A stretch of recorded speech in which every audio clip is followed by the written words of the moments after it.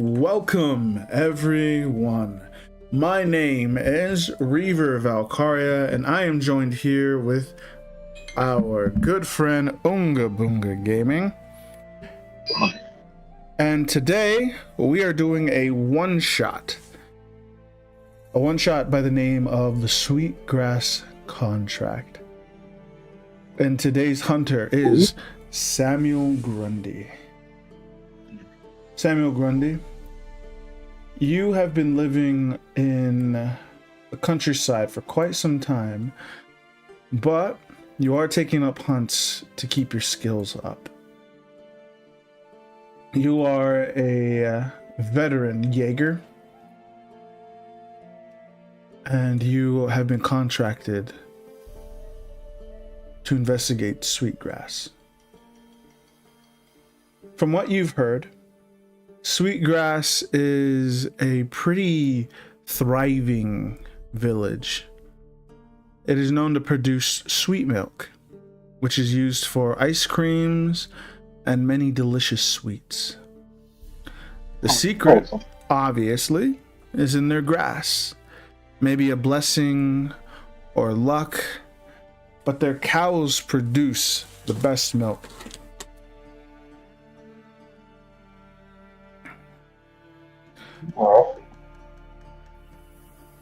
But something strange has been happening. Their cows have been found mauled. There are, meat chunks taken out of them, so it's definitely feeding on them, but it's leaving them to rot in the fields, which is making the other cows sick. And you are riding in on a carriage. And while you're riding, would you like to introduce your character? Like looks, class? So, Solomon Grundy is not exactly the most charming individual.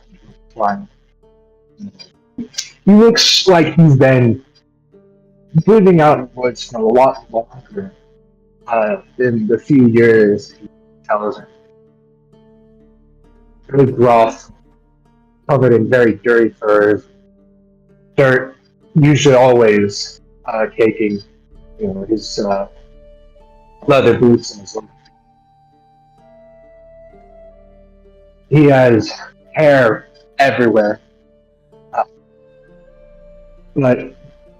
And you'd think him probably to be some form of beast folk if it weren't for his hands that were a bit of a grayish green, denoting his orc lineage.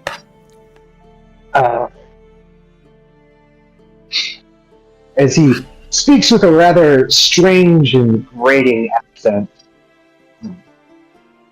and steps forward from inside the back of the carriage. He will, I suppose, guild leader? Is there a guild here in town that I'm going to meet? It is too small of a village for that. But as you arrive by the carriage, it stops right outside of town. And by the gate, you do see a younger man waiting outside, who, as soon as meets your eye, does a slight bow and waits for you to approach.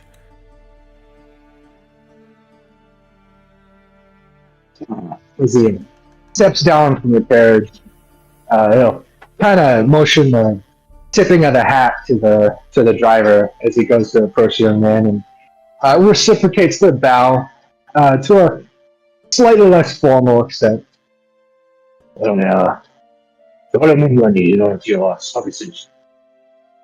heard you were losing some cattle out in the fields, yeah?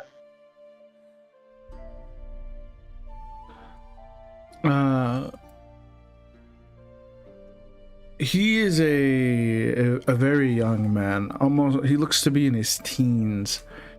And he sort of fumbles over himself, but eventually manages to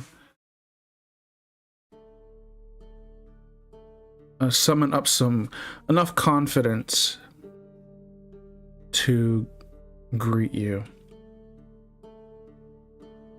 I would like to welcome you. You're very gung-ho. I would like to welcome you to our village. You must have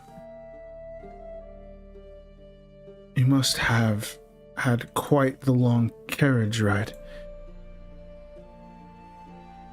Please, I would like to discuss this in the privacy of my home. The folks, as he kind of looks at the guards, have been on edge since the attacks happened.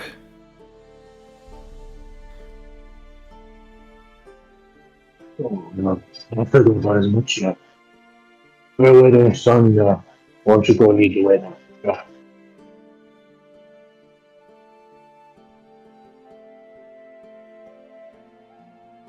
So, Samuel's gonna follow him, keeping an eye on the guards because he's fairly certain that he probably wouldn't get a chance to enter this kind of place outside of the very obvious contract that he's made to the guild. As he ends up sort of gesturing to everybody around, who's beginning to become curious of the outsider who has entered the village. All in all, they do take interest in you, but begin to disperse and get on with their work. And as you guys enter his cottage, I don't have any tea, but if you would like some water, I can get my sister to fetch you some. I suppose the refreshments are really necessary. I'll be fine. That can be without it. I'm more interested in getting to business. Of course. I can kind of tell that, me being here is a bit unnatural for most folks, and I prefer to get the job done as quick as possible anyway. Of course.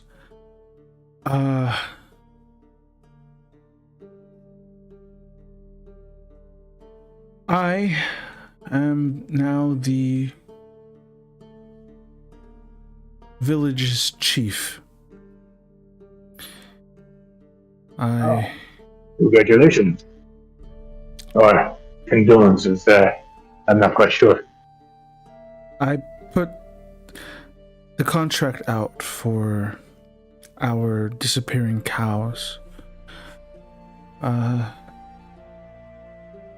We have tried to investigate before summoning you, but none of them have really been able to find anything in the woods without our hunting dogs. They've been too afraid to go into the woods since the attacks have happened.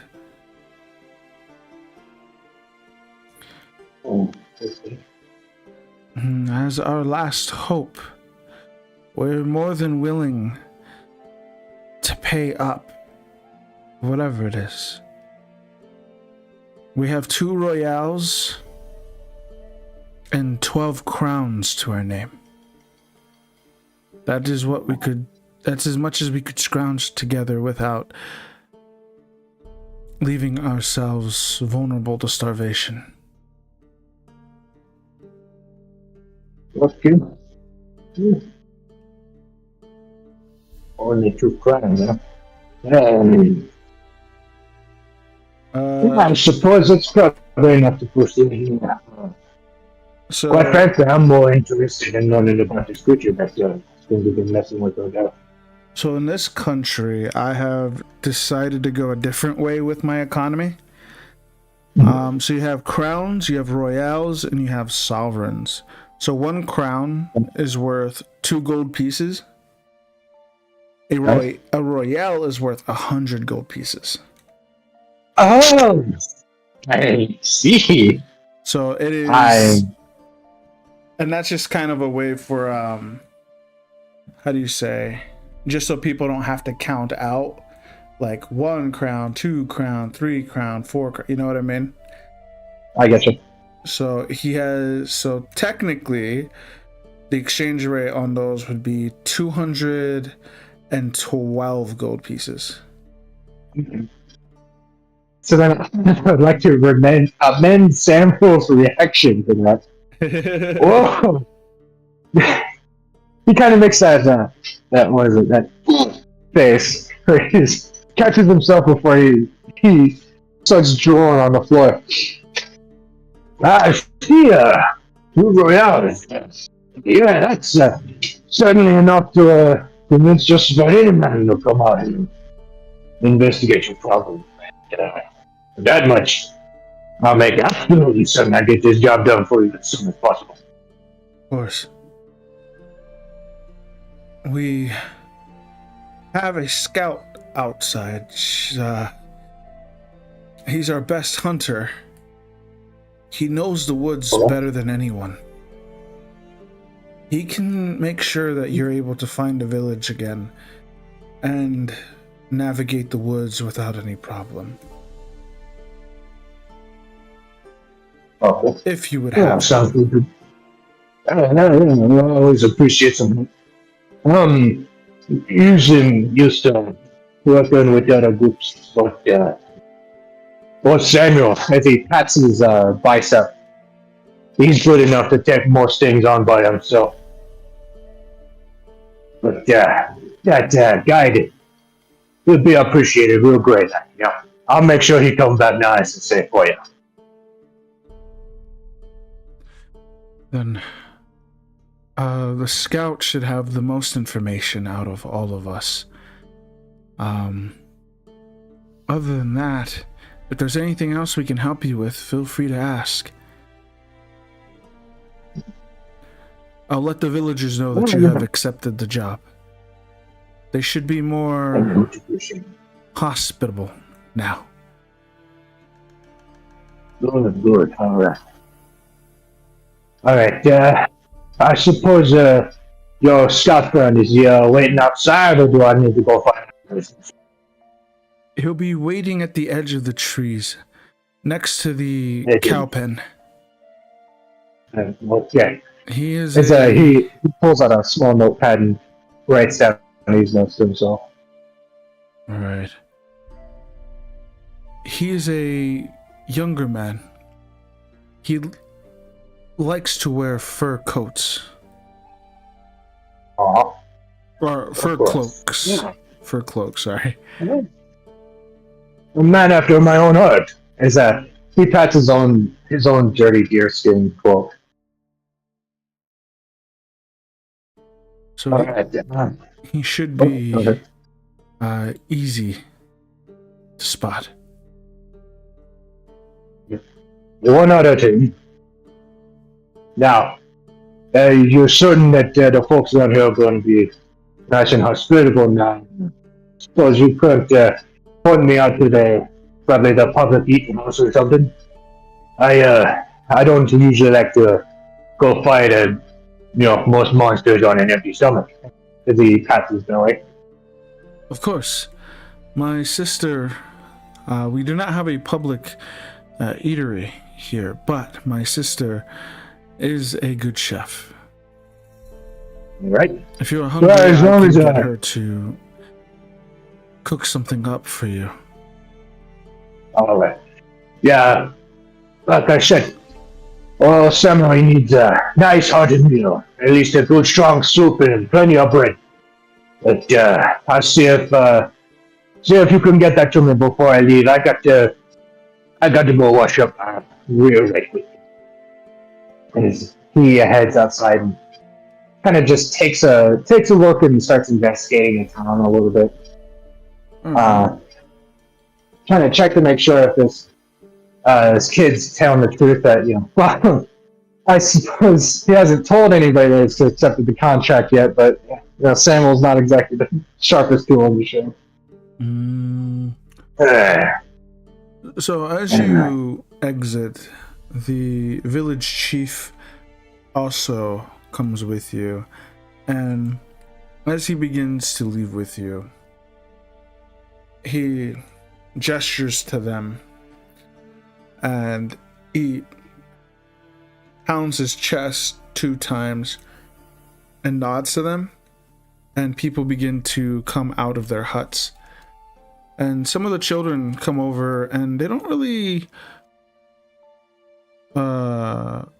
invade your personal space, but they are in awe of you.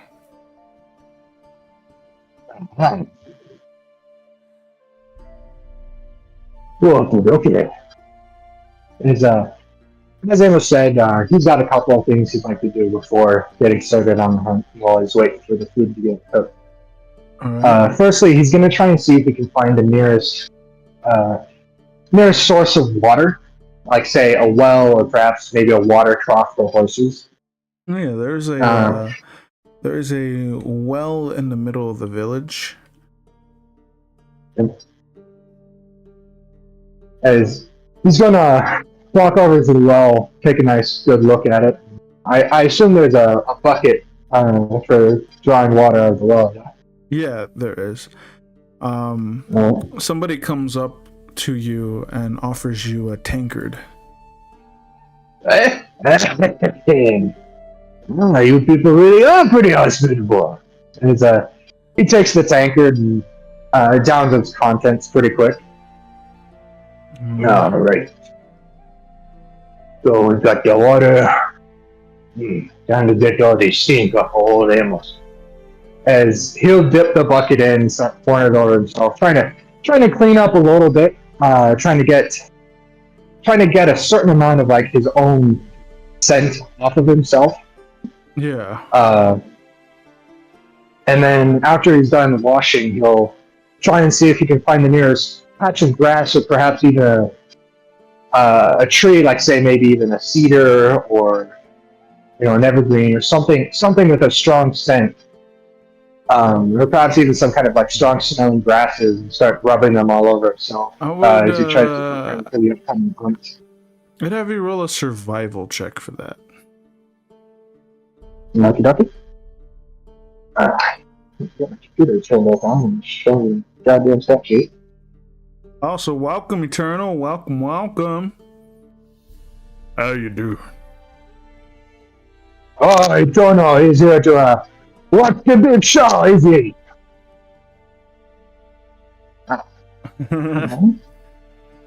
We are doing a solo one-shot, and it is canonical, just so you know. But it's not canonical in the current campaign that we are running right now. It's canonical for the next future campaign. Set in the year 2099. I'm just joking around. Alright, D20 plus 3. Yeah, only an 8. Only an 8. As you begin to forage through just the town, it's hard, mostly because the sun is starting to set slightly. So it's hard to spot anything really usable. You are able to get a couple healing herbs here and there. Just tosses them over his shoulder. Don't need them. Oh, it's too good for his stupid healing. He'll stash those, but it's probably not like those are going to actually fix anything. It's more like just herbs for putting in potions to heal or something.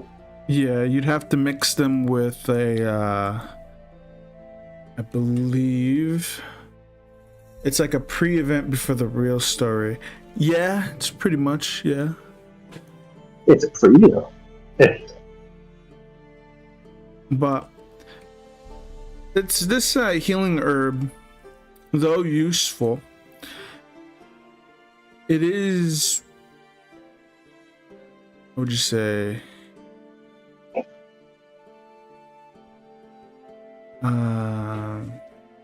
It's called green warish. It is a pretty common herb that you can get it. It usually grows on like, how would you say? On like paths, or where there's like direct sunlight. But you would need to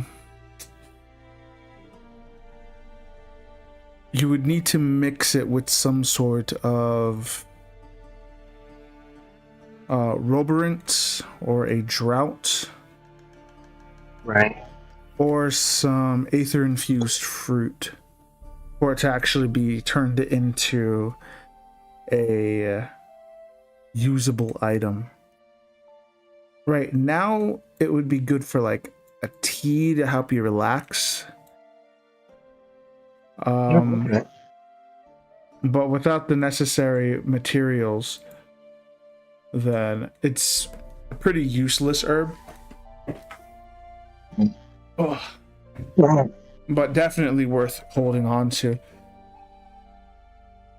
He'll pick up the what you call it again? Green warish. Green wart. Green wart. He'll pick it up and sniff it.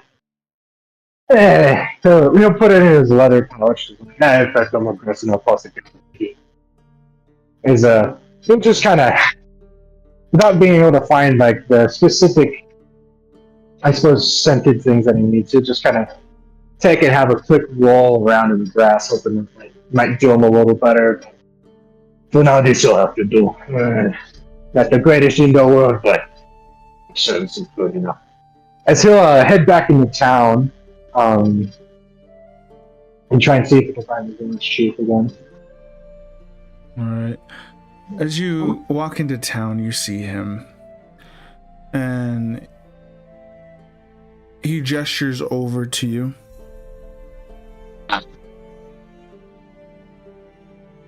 Hey, your food's ready. What? As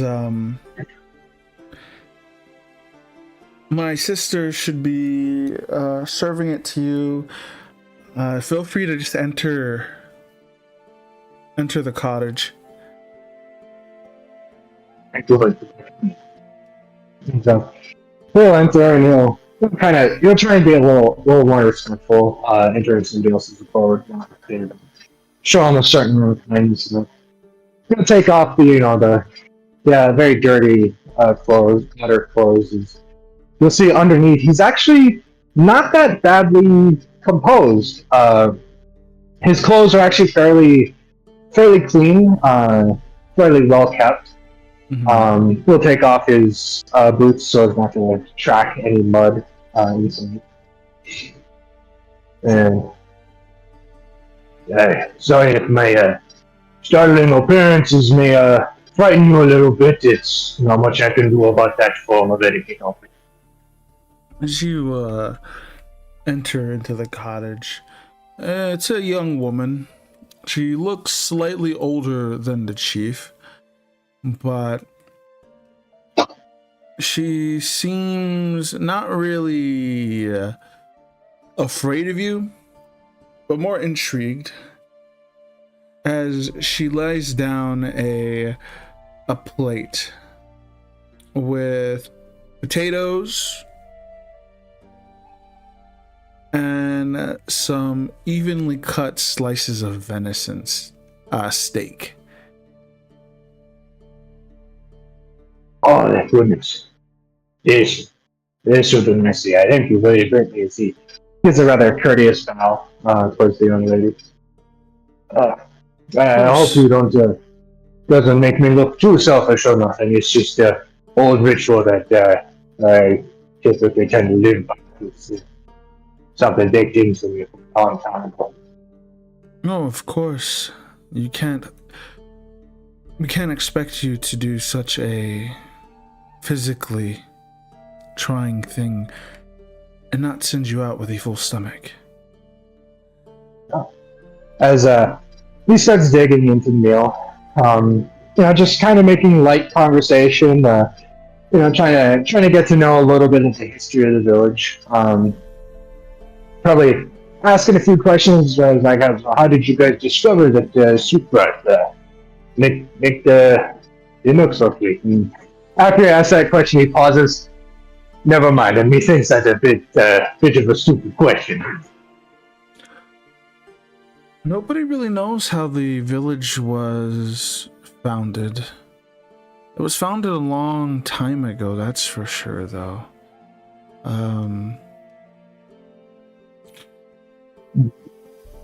But perhaps it was given to us by the blessings of...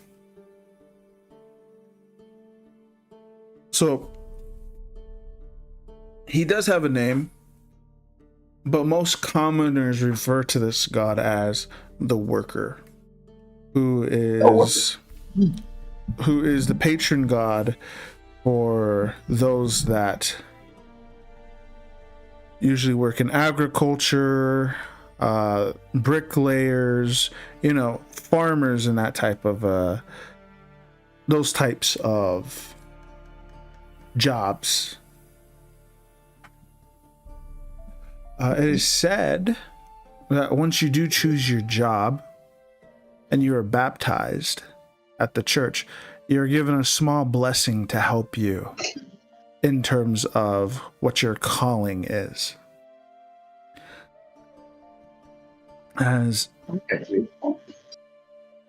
So perhaps it has to do with a blessing of some sort from the Worker. This Worker fella, a lot nicer than whoever I had to deal with out on the sea. Seems like half the time whoever's out there running that show really didn't like us. So for your job, you would actually have two patrons. Ooh. Yours would be the Warrior and the Wanderer. Who's the Wanderer is a patron god of travelers and seafarers, those who explore and like to wander. And the Warrior is for like soldiers, sellswords, guards, those types of people that are going to be using their physical strength to, Yeah, no, me thinks that the Warrior, he probably blessed me nice and real good. I thank him for that as he pats his biceps again. But that Wanderer, I don't know, he might have had something against me. But all that strength that I was given to the test out there on the seas, it wasn't easy. Wasn't much fun. I made it out alive, though. It puts a little bit of hair on your chest, gives you a bit of character. But no, certainly not for everyone. Yeah. The gods do test us. Enough about me. Huh? The gods do test us in many ways. Yeah, indeed. Perhaps this is another one. Tell me. Yeah? It's not gonna be much. I've come across 1,000 creatures, I don't know why. Nothing that can scare me. Nothing that can test me no more. Well, probably nothing that can test me. Maybe you're right. Maybe I should be thinking this one. Maybe making sure that the Warrior's still on my side on this one. But tell me, your brother, the chief, is he a new chief, or how long has he been at the, running the village or what? Kind of curious. Since our father died, he passed away from a sickness earlier this year. So I'd say a few months now.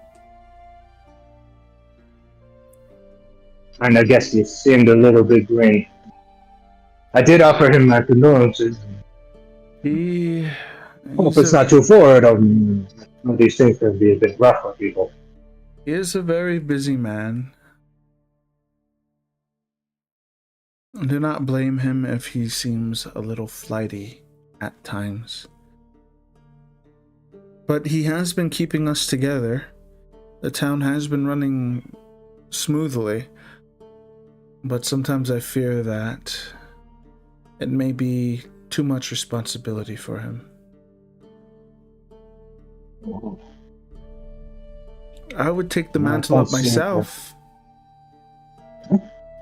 But as a woman, some do not think it is my place. I mean, they're coming from a different place. I say to whoever can do the job best is where that job can go. I mean, and who's to say that your brother's not going to do it? I've seen plenty of young, new generals practically shake at the first flash of lightning, become some of the greatest men I've seen in the seas. So, don't worry too much about your brother. May just be that he needs to grow into it. Hearing that makes her smile as she's just, I wish more men thought like that around here. That's for sure. But supporting my brother is just as fulfilling. But if it does become too much for him to carry on his shoulder, I will take your words and use them to lighten his. Make sure you stay on his good side. Sometimes real power ain't always in the person who's wielding the stick. Sometimes it's the person behind him who's at the core of the affairs. Not to say that it was a bad thing or nothing. Probably the phrasing's a little scary, but you know what I mean. Yeah, you don't have to have the title to be the one who has the say around here. I always know that, yeah? Thank you. Yeah, as Samuel will finish up the rest of his meal. Alright, as he slaps his stomach in him. Well, I suppose it may be getting a bit dark for us. Man, perhaps we'll see if there's enough daylight for me to at the very least track and see what we've got going on in that forest of yours. Like I told your brother, I'll get this job done for you nice and rightly. Thank you. As he'll get up from the table and give her a courteous bow again, collect his stuff, and head back outside. Alright. Also, welcome, Miss Ducky. You haven't missed much, just introducing him to the village right now. As you exit the cottage,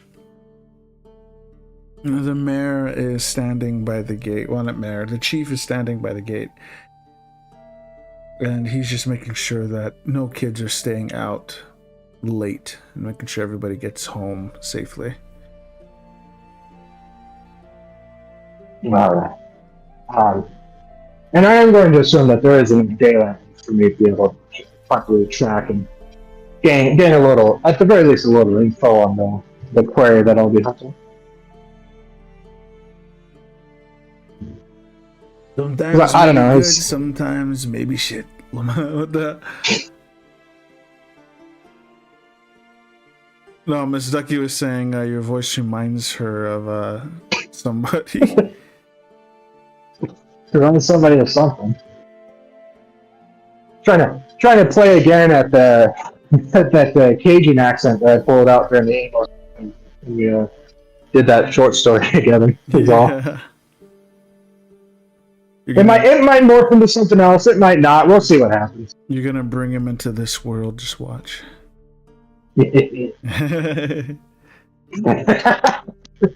Boy, almost don't much like your face, man. But honestly, the timeline, you could use this character in the main campaign too, if you wanted to. Because Alright, I'll definitely keep it in mind. there's really gonna be no big time jumps. Maybe like a couple months or that, but like nothing like how we have been doing, like 200 years, 500 years later. You know what I mean? 50 years! God damn, 50 years. I'd be dead by then. Just messing. But Who's to say I'm not dead already? Anyway. But as you walk by him, he wishes you luck. And he ends up how'd you say? He does a pose which you would your character be a worshiper of the gods? Because even though you're baptized, which in this country most children do have to be baptized in order to get a job. It's just, God damn it, my brain's stuck on it. Samuel is kind of the superstitious seafaring sort, where religion does play quite a bit into his personality, and so yeah, I'd say he'd keep up pretty well with the gods, or at least he'd keep up fairly well with the ones that pertain to him, and he's pretty cognizant of the ones that would affect others fairly well. Yeah. And then you do notice that he strikes the pose of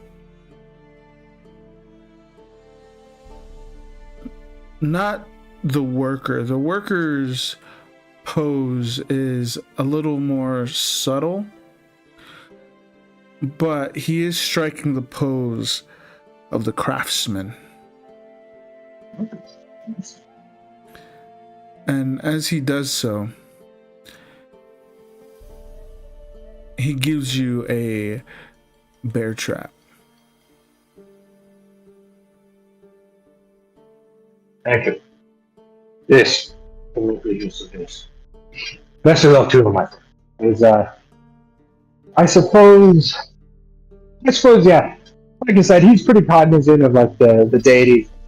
He'll strike the pose of the worker with kind of a, or I suppose what would one do if it's like, you know, the friendly gesture towards them and the deity pertains to them. Would it be like striking the pose thing like he did or not?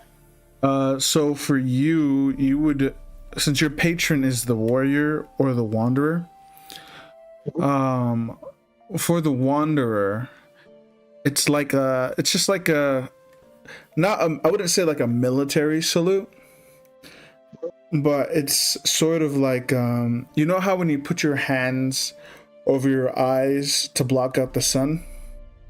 Right. It's like that.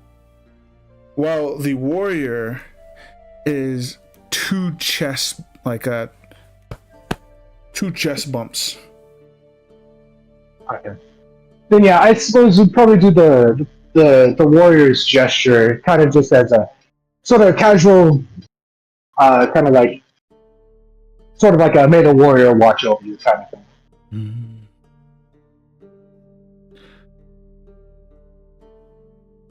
And then with that small exchange, he'll head off towards the tree line to see if he can find the scout that he was told about. As you begin to make your way out the village, they close the gates behind you, and you hear from the other side, "May the gods watch over you, and may your hunt be successful."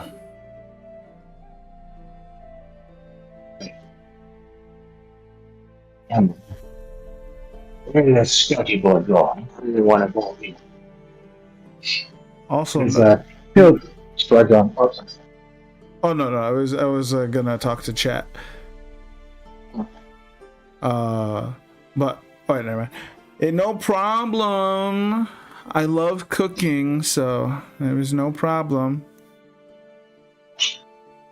All right, continue. So he's gonna trudge on through the field towards the trees.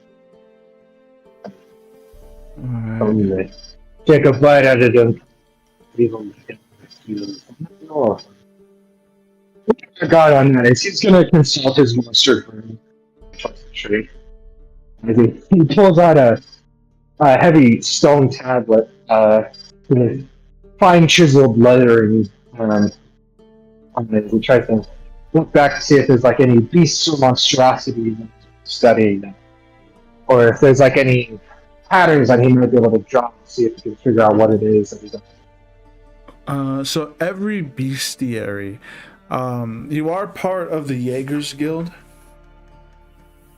but it's sort of like, how'd you say? The information on a lot of monsters is limited.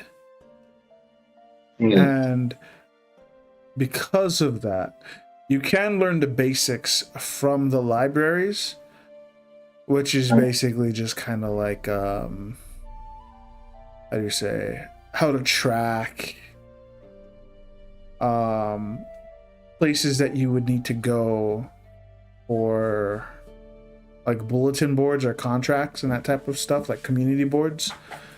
But as far as monster information, a grimoire is very personal to each hunter themselves, and some on their death, if they can be recovered, are added to the library. But you are a warrior, so you have dedicated yourself to keeping yourself in tip-top shape. So most of your time goes to keeping yourself, you know, healthy, strong. And, why do you think I write all of my notes on stone? Yeah. So the monsters that you would know are the monsters that you have picked so far.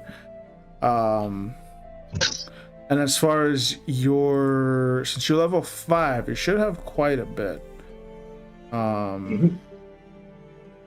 Let's see here. Level 5 monster grimoire. So in your monster grimoire, you should because you choose 2 types that are your specialty. I picked beasts and monstrosities. Beasts and monstrosities. Yeah. All right. So as a beast and monstrosity, you do see the man that you're supposed to meet. He is a, what would you say? He looks like an accomplished hunter. He's somewhat graying,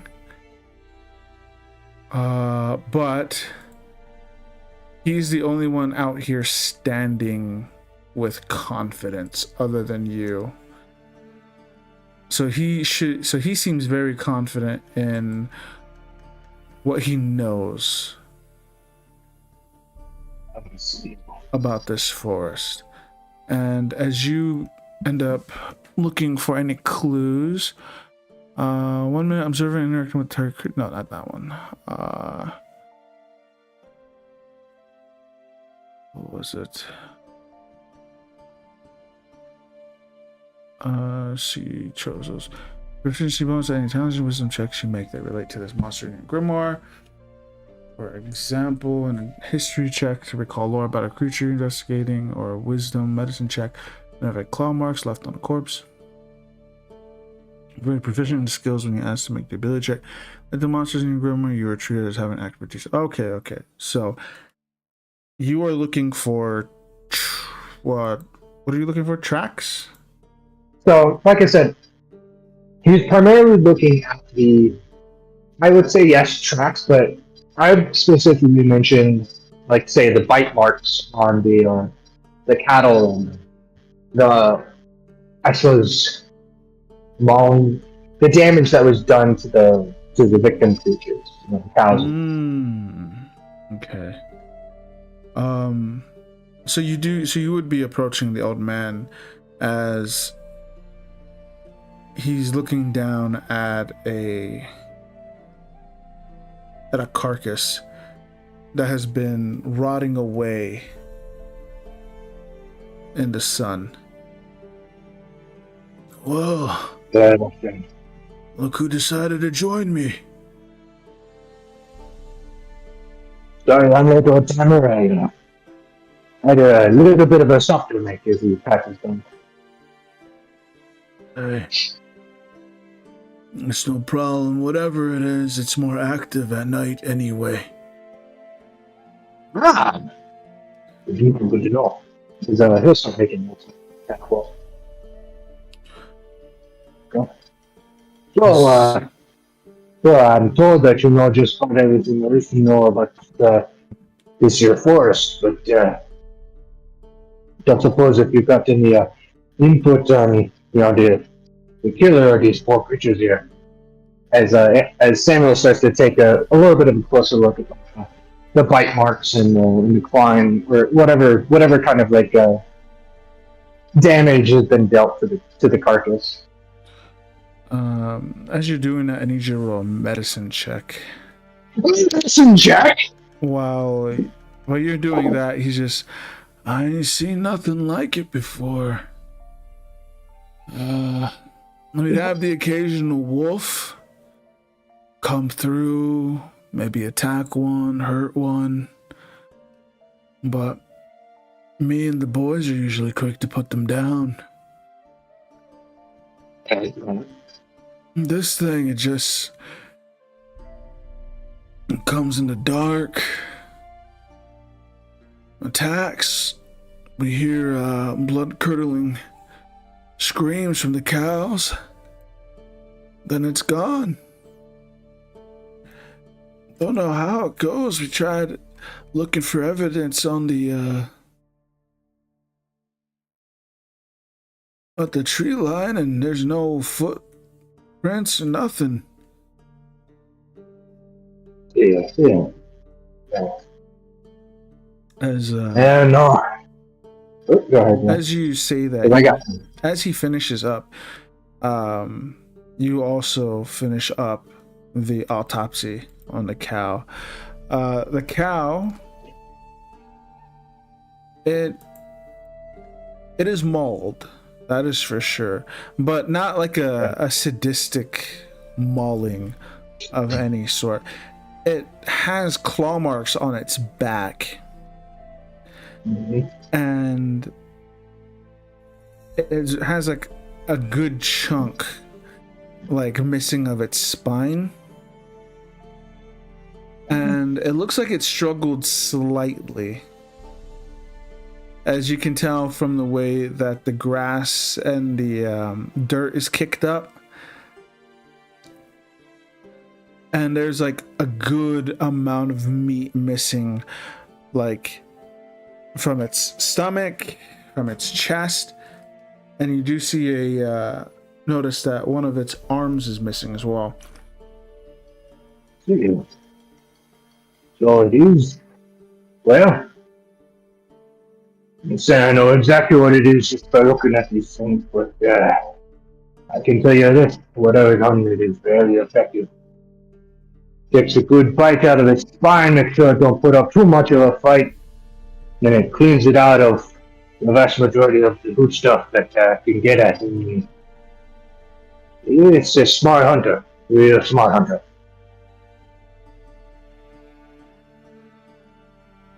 As he's like, I ain't never seen a wolf do that before. No, I don't honestly think it is something out of wolf. I don't know, you ever seen a big cat take down a creature before? They like to make it real quick, real fast, go for the short term. I don't know, maybe the creature fighting this may be a bit smaller, but I guarantee you, it ain't no damn wolf. Fight them alone.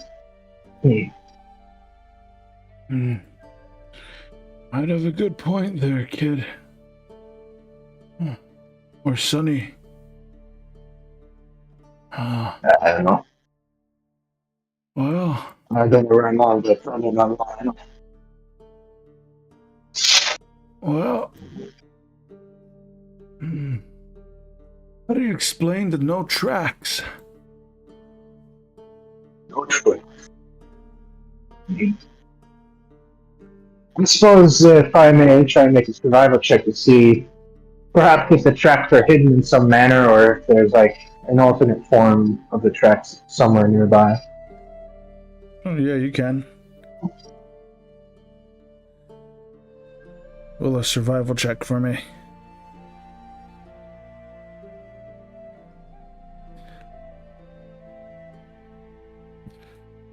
And then I can do this with the extra proficiency being my grimoire, right? Yeah, so you'll have an expertise pretty much. Okay. If you have proficiency in it already. If not, then you just add your proficiency to it. Yeah, I got proficiency. We're good. Alright, so that's plus 6. 25.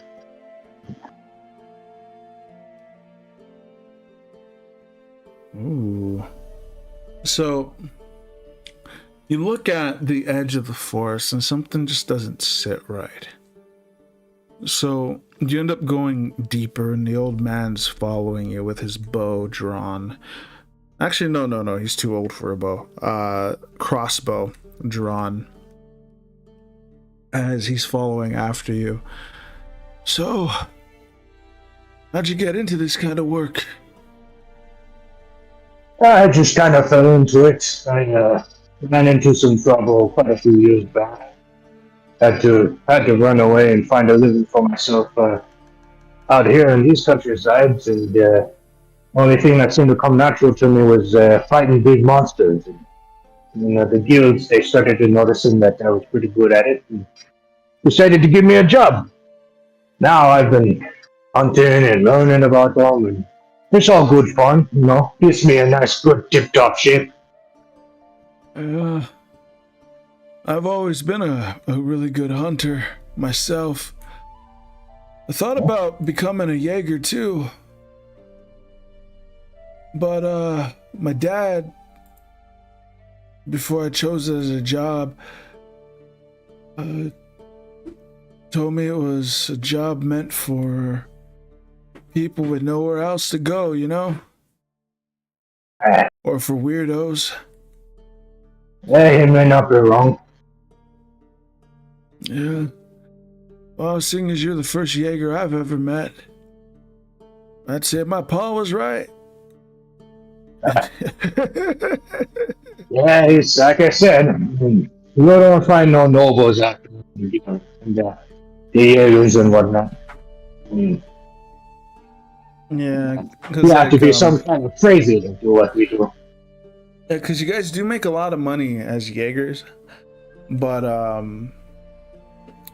the mortality rate of the job is pretty high.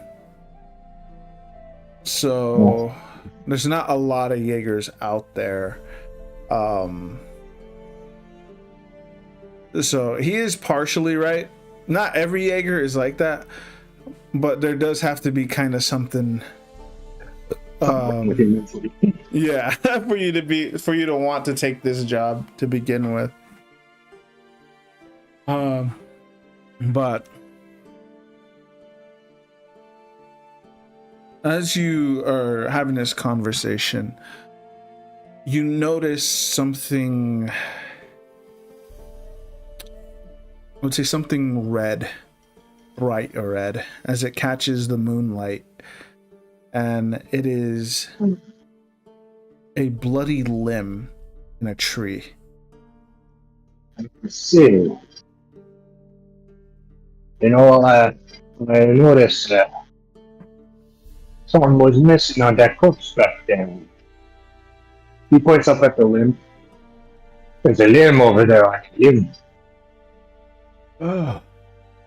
I can get it down for you if you want. Just strain yourself too much. I could probably get it. As he walks up to the base of the tree and tries to see if he can pass away up there. I don't know if I got the dexterity for that. Yeah, maybe you will. And if you fall, I'll make sure to catch you, yeah? Oh, well, no, I don't have to do that. Alright. As he reaches into his pocket, he pulls out a bolt with a blunted end.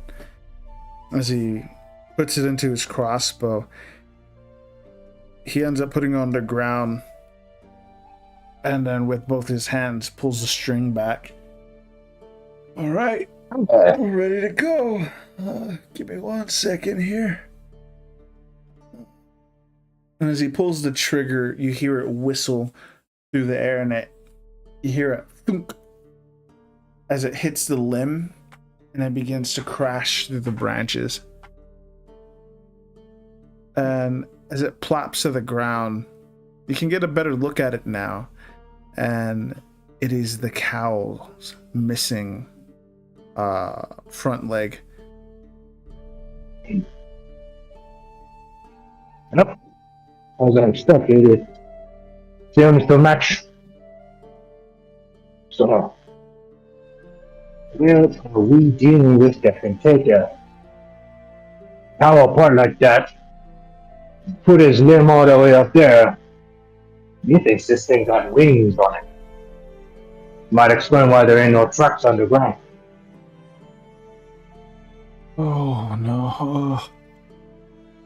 That's, well.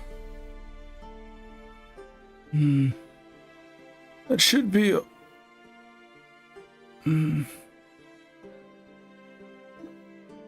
I guess we made the right choice hiring you then. Thinking about it's already giving me a headache. Well, maybe. But, it's got wings. I mean, I hate to say it. I may be a strong old man who's never had a problem in his life when coming to fighting a monster, but something that can get away from me that easy off the ground is, well, not an exact strong suit. But don't worry, because he pulls out his axe gun. If it does get up in the air, I'm sure between you and me, you could probably bring it down right.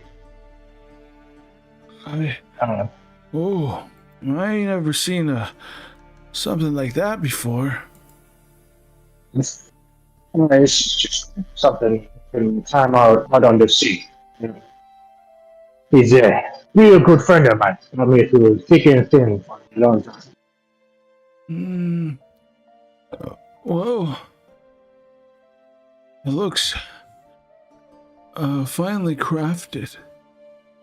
So currently, guns are used in the military, but guns used outside of the military are considered luxury items.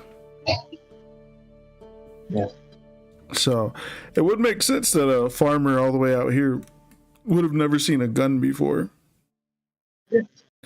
I mean, it is pretty finely crafted, but as much to be expected, of the royal families and their armies and whatnot.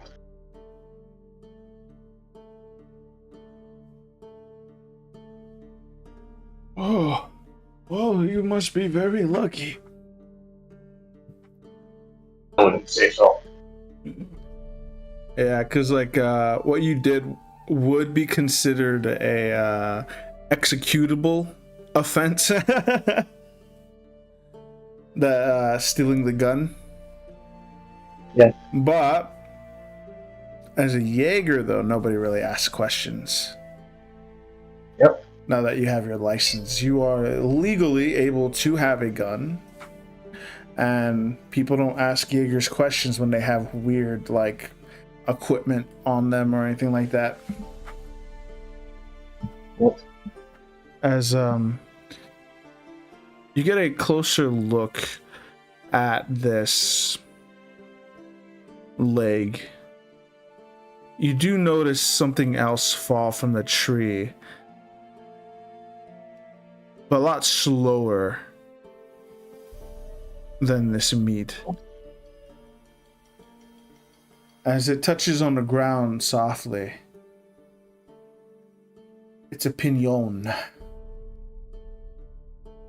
Pinion. A unknown feather of some sort. Well, I know about composers. We'll be dealing with something heavy and some sort. No. Well, like I said, I'm sure we could bring it down to the ground pretty quick, and once it's there, it ain't going back up. Then, if it flies, how are we going to track it?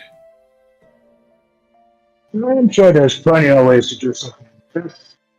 And may not even be a case of tracking it. Sometimes you just don't understand how the creature works. Gotta know where it puts its nest, maybe. As I'm going to try and I don't know, what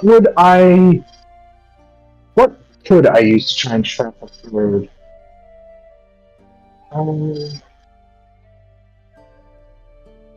What would constitute, like, say, trying to get in, like, say, an animal, where it's like understanding how a creature would interact with the terrain to determine what kind of places it would visit for what kind of purposes, and like I said, ultimately trying to figure out where would it put its nest. Would that be like animal handling, maybe? I'd say you'd have to figure out what type of feather this is first.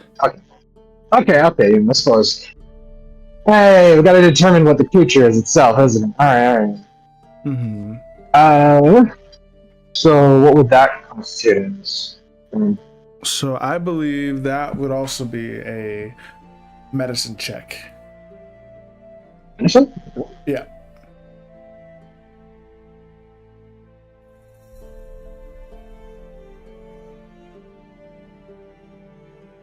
And this is a beast, so don't worry that much. So you would have proficiency in medicine checks for this creature. I should have put that proficiency in the medicine instead of nature. Damn it. 25. So as you begin to notice the I haven't rolled yet. That was from the previous one. Oh shit, yeah, sorry.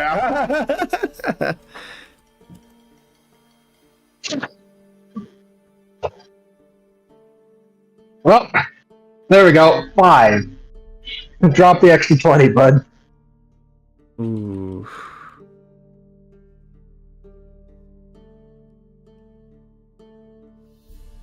Wait a second.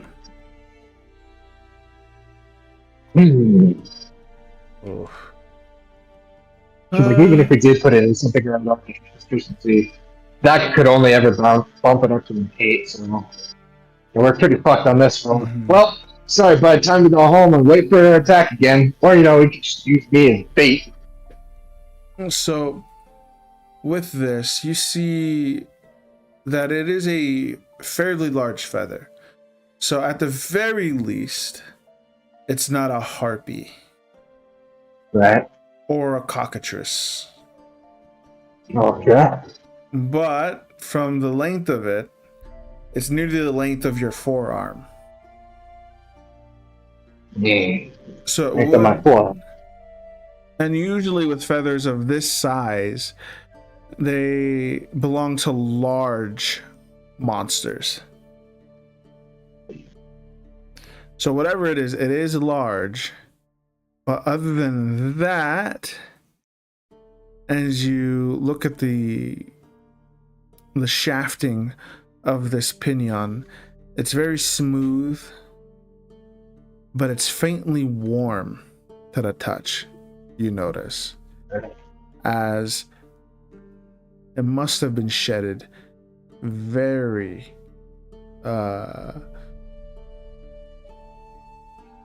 wait, what am I saying? No, cold to the touch. There we go. So, I don't know what happened there, but it's very cold to the touch. So, it must have been there for a very long time. So this trail, if you want to keep going down it, eventually would become unviable, as it would just be too long, as wind and how would you say, and wildlife might have shifted it by the time you got here. Yeah. I was jumping at those, and I can't say I really know where to look unless I know what it is. Unfortunately, my old note seems to be failing me here.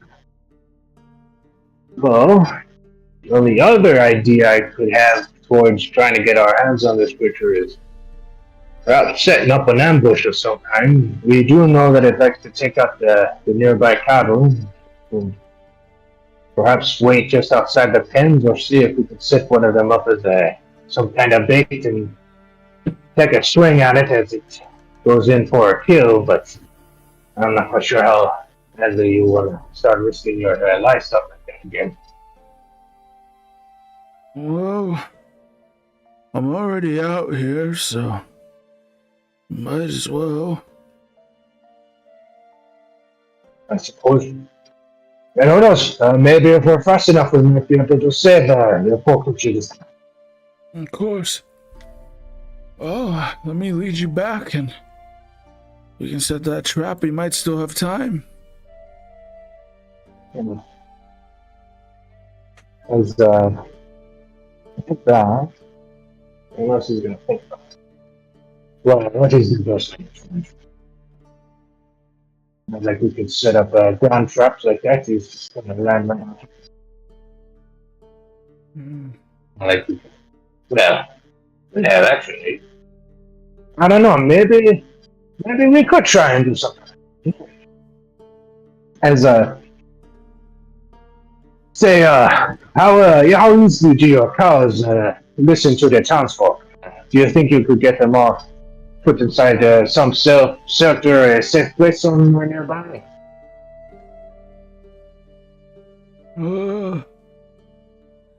We could keep them in the barn.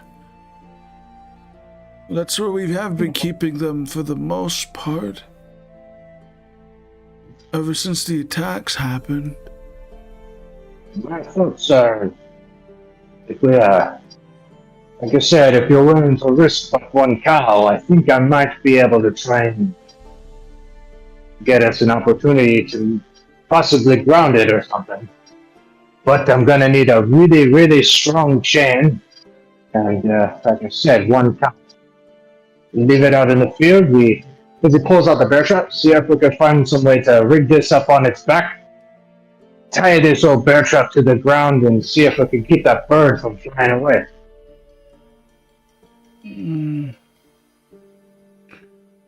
Well, that might just work. It's always worth a shot. Of course. You're the Jaeger, so the townsfolk will listen.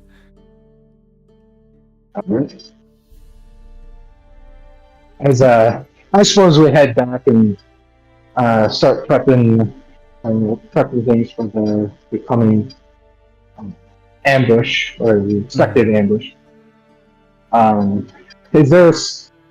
I suppose Samuel's going to leave the cattle to the scout or whoever takes care of those.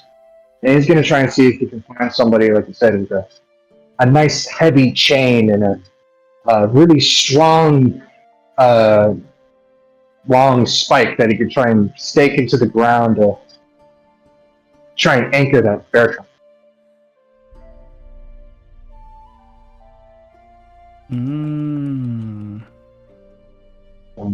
I suppose first place to check is to see if maybe the chief knows somebody in the village. All right. So, as you begin to make your way out of the forest, you hear a slight as a cow begins to scream, not bellowing. You've heard a cow bellow before, but it is screaming. Oh boy, maybe our opportunities come a lot faster than we expected. All right, let's get moving. As you guys begin to run through the trees with the lantern, and you guys break through the tree line, it's already over. As you can slightly see how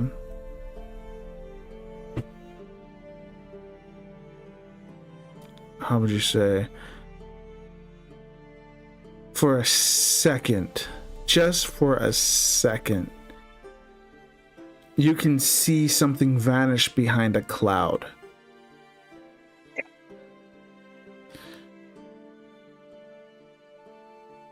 It looks almost like a bird, but it's way too big.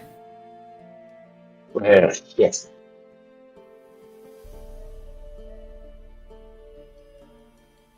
As you guys rush over to the attacked cow, it looks the same. Where, well, with that level 20, you can tell that the claw marks are from, or not level 20, but from the nat 20 that you rolled earlier. The attack is somewhat the same, but this time it took hind legs. As the cow is lying there, it's bleeding out. You see where it tried to grip its back with its talons to try and carry it off, but the cow might have been a little too fat for it to carry it off.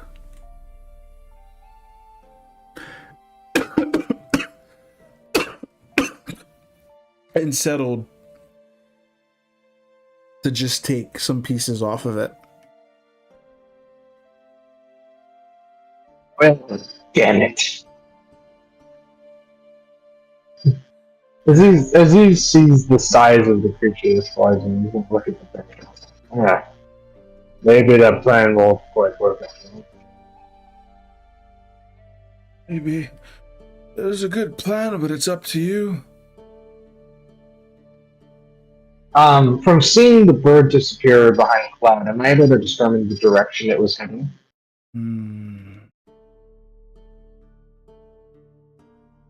I would have you roll a perception check for that. Aha! You fool! I have proficiency in perception. No. Unfortunately, I'm not using my book to try and track the bird. I'm just looking at it. Shit!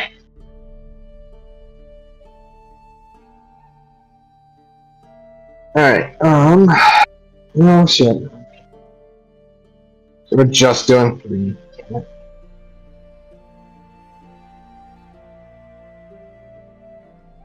Yeah, because I don't suppose I can use my grimoire to try and aid this one, can I? Nah, I'm just kidding. Wait, yeah? No? Well, let me just double check here, because it said medicine checks and survival checks. Yeah, basically anything for like learning or tracking it, but if it's just looking at it, I don't think Does it have to be like investigations or medicine checks or nature checks? It's proficient both in the intelligence and wisdom checks you make that relate to the monsters in your grimoire. Okay, so anything that relates to the monsters. So, yeah, you could add it to your perception check. Oh. Oh, so what would 6 plus 1 be?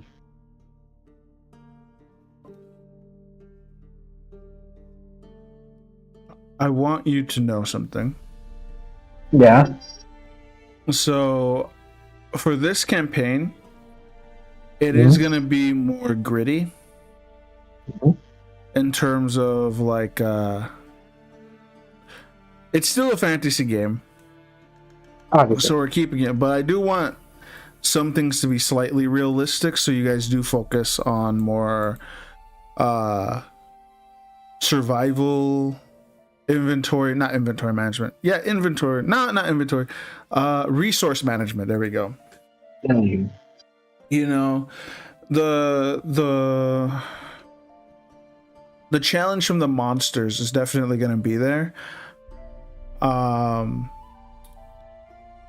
But I want the challenge not to come from the monsters just being godlike or designed to whoop your asses like they are in Blood Wars.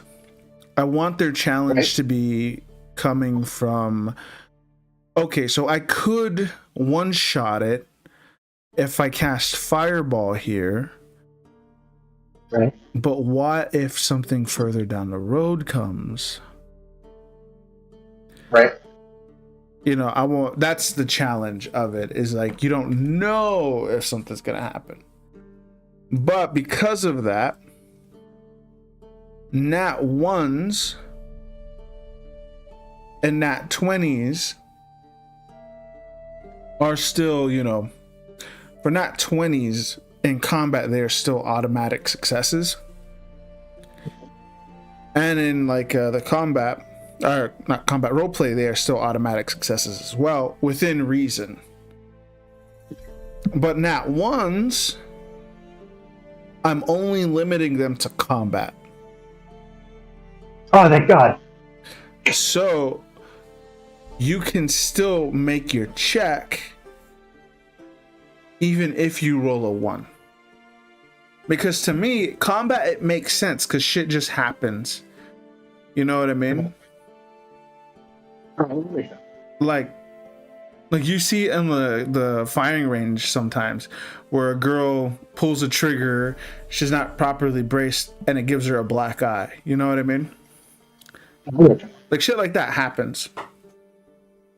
But I feel like if you guys are proficient in something and you guys get a nat 1 in it, like it shouldn't affect you if you have the proficiency and the know-how in it. You know what I mean? In this, you do have the know-how, since it is a monster that you are acquainted with. So it is not enough to make the check, but you're not going to go blind for getting a nat 1. Right. Yeah. But you look at it and you're trying to figure out where it's going, but with the silhouette of the moon, you see the outline and it changes direction and goes for a nosedive. And you lose track of it over past the tree line.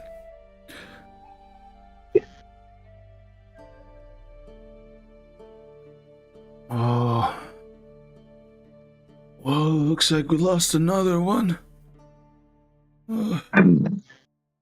But we have plenty more. We at least have about 20 more cows. So your plan isn't out the window yet. No, that's I'm mostly concerned. The wood's my friend. Much as these things are yours. And yeah, I do want them to be more cautious before doing something in this campaign. But this is just kind of like to test things as well. So things aren't final say here, but I am running it sort of how I have an idea on how I want to run the next campaign. But we could always give chase as well. It'll be a fresh trail if you think that's viable as well. Fresh travel. The only reason we took some pieces off of this one, maybe we could try and track the fire of it. Perhaps. Meanwhile, You and me, we're gonna go see if we can find some dresses we can in the direction. We don't get very far. We come back and we try that. Something. And into the woods we go. Into the woods we go. Let's at least do our due diligence. I'm right behind you, Mr. Grundy. As now that he's got sight of the creature, you see him get a lot more serious and a lot less talkative and a lot more business-like. All right. So as you enter the woods, fresh kill. It is dripping. I will need you to roll a survival check to track it.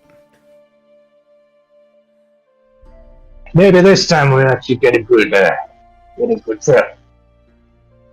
Actually extract the blood off of that poor guy. And I roll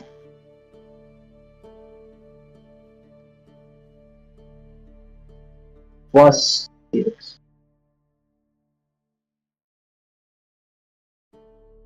Ooh, 25 again. Shit, you're rolling good. Kind of good. I think that's what I got last time when I rolled that sniper attack. But that's like 23, 25. No, it's pretty even actually. Never mind.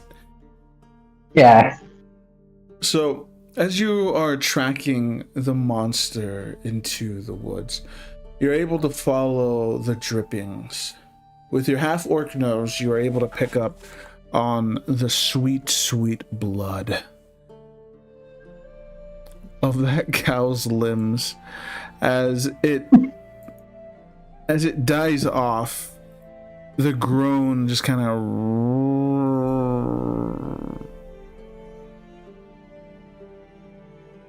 and you make your way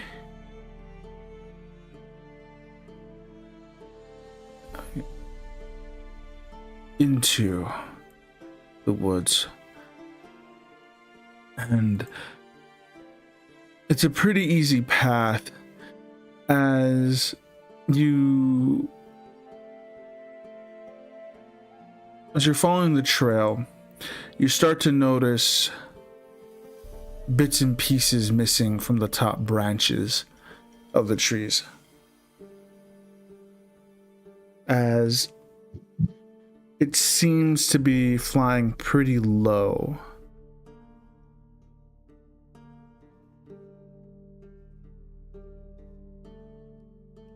And as you get deeper into the forest, you begin to hear low growls.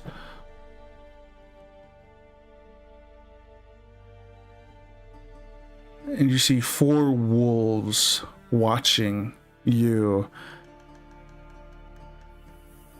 and the old hunter. Oh. Samuel's gonna notice the wolf. Just hold on for this. As Amos is gonna kind of get big and tall and kind of, I'll use my kind of my killer presence to intimidate them, kind of trying to track and hunt us down. Because I don't have the what was it called? Magnetic menace. Oh, magnetic menace. What was that? What was that skill that I got that I took for being a 20 in strength? Yeah, that's magnetic might. That's what it's called. Magnetic might. Yeah, you gain advantage on intimidation checks. So, it's good for me because charisma was my dumpster. Oh, so you're gonna try and intimidate these wolves? Tell me how you do it. Yeah. Like I said, kind of like the way you'd normally try and scare off creatures like that is you try and make yourself look like a large, as large as possible, and make it very clear that to them that fighting you would not be worth the effort that it would take. Kind of playing off of their predatory instincts uh, that I'm a creature beyond instincts. I'll just kind of puff up, spread my arms out a little bit, and kind of moves towards them to let them know that I'm not afraid of them and I'm ready to fight them.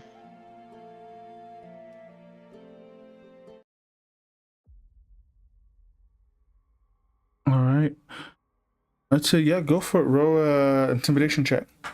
Because I scared off coyotes by waving a bicycle over my head and going. Yeah.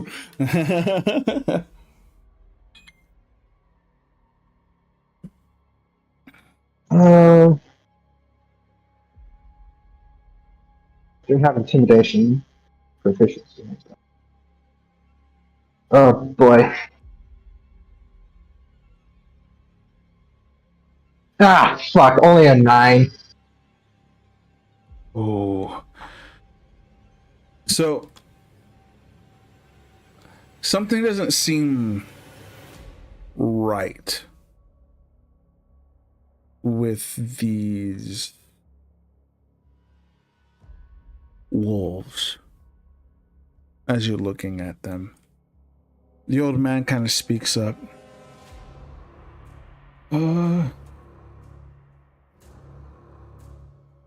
Is that what? Did it work? Cause they seem to be staring at us.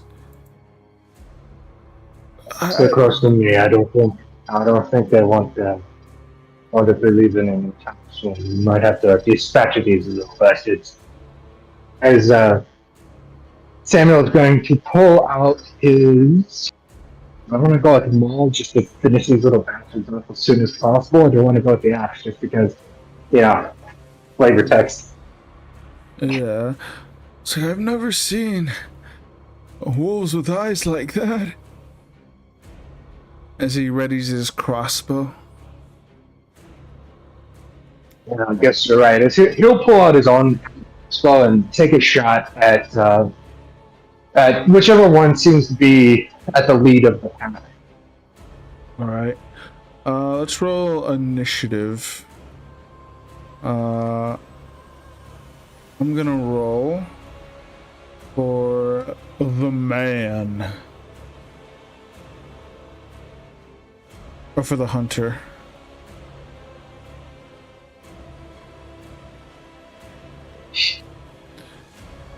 Alright.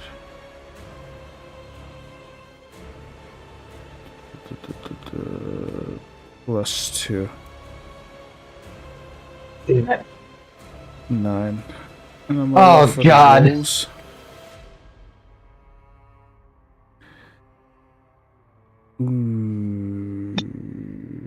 Well, we're fucked. And the moment Samuel looks away to grab his heavy crossbow, they just strike immediately. As you begin to pack it into your gun, they take that as a provocation and start their attack. As they end up, 2 of them. Give me 1 second. Let me finish doing this before I start narrating.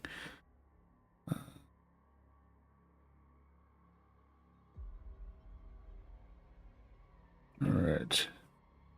And then dead last. All right. 2 of them divert their attention. One of them starts to attack you, and the other one attacks the hunter. As can I try and take an opportunity attack on the one that goes for the hunter?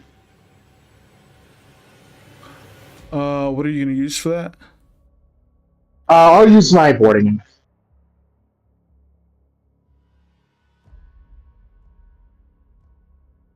Hold on.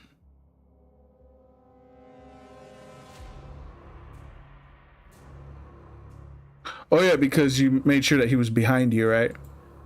Yep. Okay, yeah, I'll let you do that. Alright. And then maybe you'll kill them in one shot.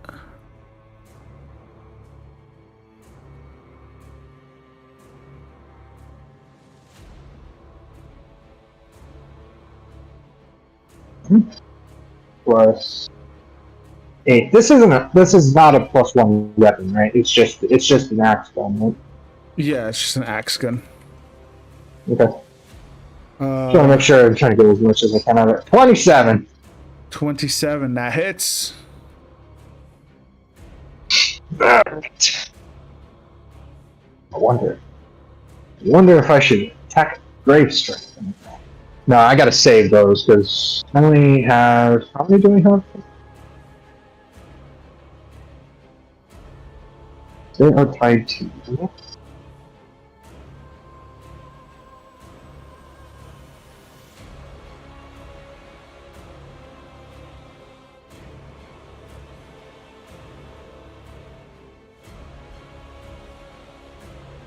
I believe you have it equal to your intelligence. But I use intelligence and wisdom interchangeably. Not interchangeably, you have to pick which one you want to use. But Oh. So for you it would be, Well, I'm just trying to determine how many Grave Strikes I'm able to use per long rest, right? yeah, so you can use as many as your intelligence modifier. Okay. Okay. After that, you'll regain all expended uses after a short or long rest. Okay. After a short rest. Okay. Perfect. Okay. So I have 3 of them to work with. I don't think I want to waste it on a wolf like this. I need to save it for the actual monster going after. So.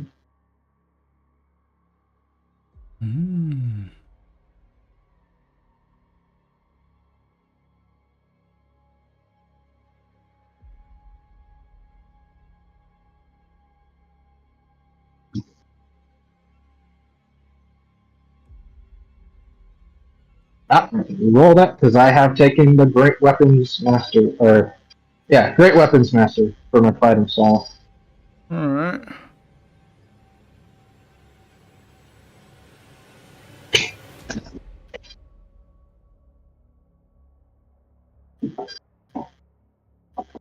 I hate this so much.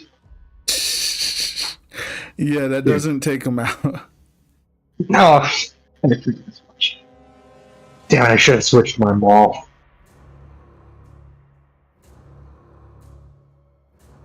All right, so the first one is going to attack you. As you swing to the one that passes you, your back is open and it begins to attack as it sees an opening. So with that, it is a +4 to hit. It's 13. Yeah, that don't make it. Not hit.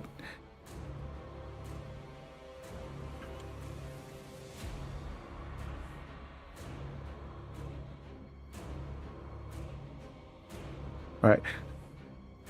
So as it tries to bite at you, you manage to react fast enough as you put your gauntlet up, and as it starts to squeeze around the gauntlet, the craftsmanship of this armor is meant to hold up against things a lot worse than like a wolf. So you can feel the pressure, but it isn't able to break through the leather or the plating, and you are unscathed. The one that you just did hit, though, as it like yelps, it snaps at the hunter with a 14. Oh, Does not hit. so As the hunter puts his crossbow up, he shoves it into its mouth, forcing it to like give up on biting him as it readjusts itself. And the hunter will now roll to shoot as he pulls the trigger of the heavy crossbow.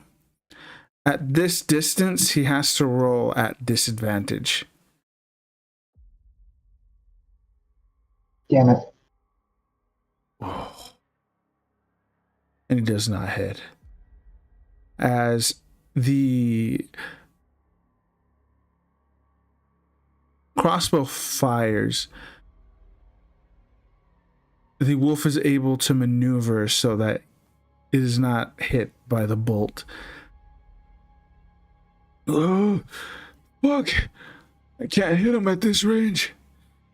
I don't like the idea of this, but I'm gonna have to do it the old-fashioned way. As he pulls out his hunting knife. All right, come on, you little bastards. I'm gonna show you what I'm made of. As All right. he does so, the third one attacks you and rolls a 20.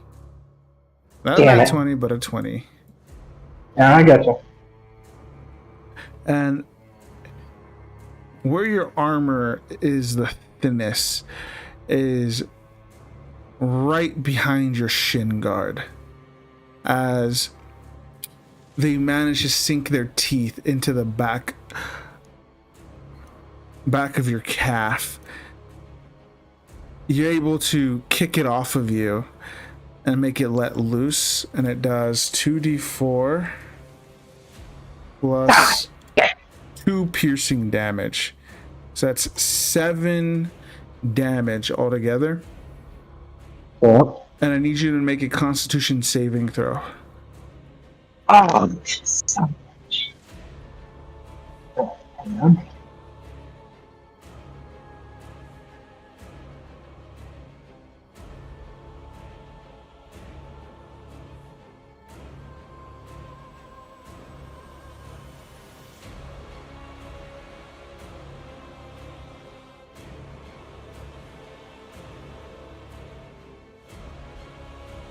Yeah, 13. 13. That is not able to beat it. Shit. As you are now diseased. Little disease pieces of shit. You have been infected with something. It's not a normal disease, as you are feeling the effects fairly quickly. You have been infected with the weeping pox. Ah. A blight that has showed up since the great beast has shown its face in the world.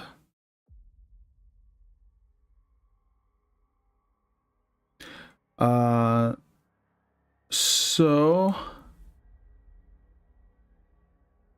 you are now, so when you're infected with the disease, you must repeat the saving throw every 24 hours, increasing its exhaustion level by 1 on a failure. I see. This exhaustion can't be reduced until the disease is cured. The disease can't be cured only with magic. So now you permanently have the weeping pox. And the saving throws that you're making are against the exhaustion, not to cure the disease. Right. The only way to cure it is with magic. But what kind of magic, you don't know yet. So until the first level of exhaustion sets in, however, so tonight, or until your next long rest, your senses have been sharpened. Whenever you make a ability check or saving throw against anything other than the disease, you can roll a d4 and add the number rolled to the ability check or saving throw. But the only symptoms you have currently are a slight fever, and you feel like you're top of the world. And those are the only conditions that you have right now. Right, that's all. Take on this.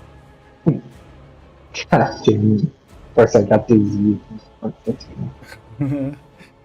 Now it is your turn, Mr. Grundy. You know what, you little sons of bitches? I'm talking people in your bullshit. As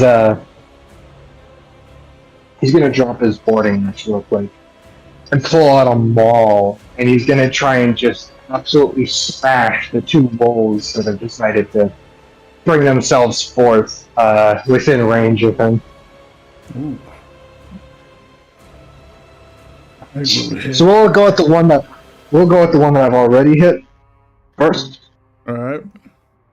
And you said that the disease has allowed me the sharpened senses, so that means I can add that +4 to this as well, right? No, just to ability checks and saving throws.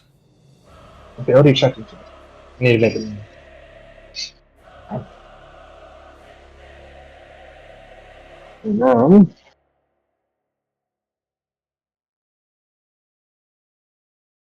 So this is going to be my strike at the first wolf, and the one that's already hit.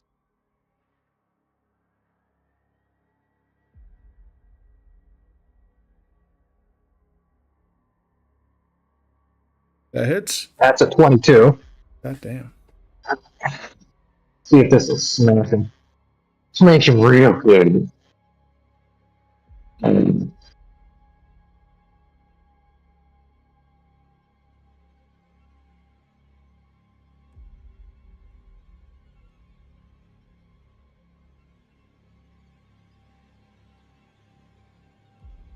That is 14 damage on top of the 7 I've already done. God damn.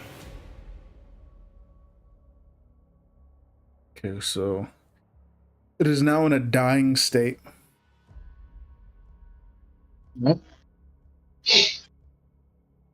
Alright, well, let's see. I suppose that's time for me to just finish him off on.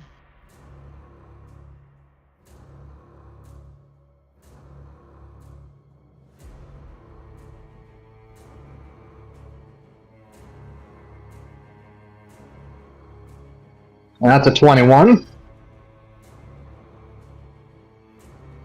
God damn, yeah, that hits.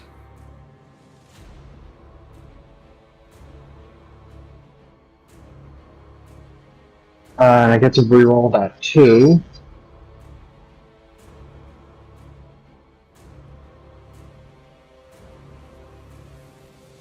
So 12 minus 2 plus 4, 14.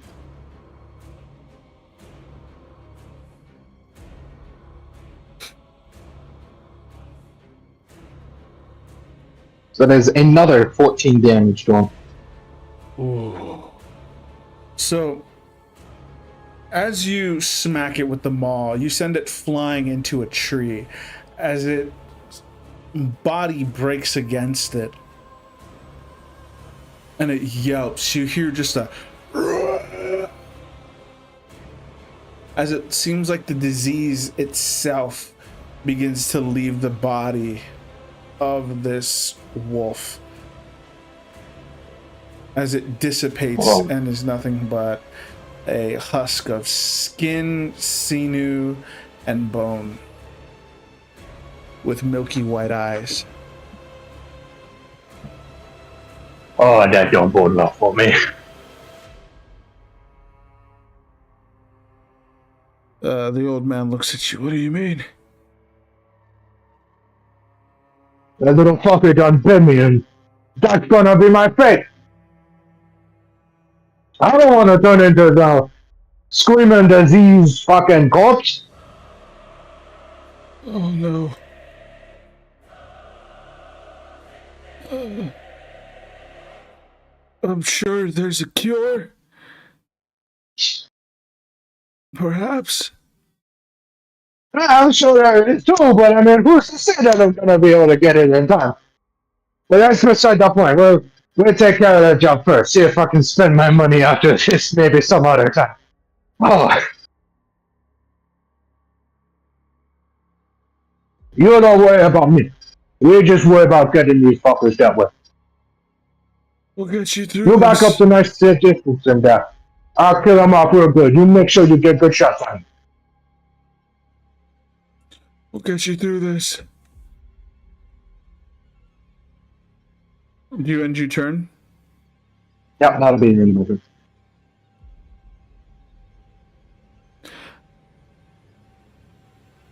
As there we go.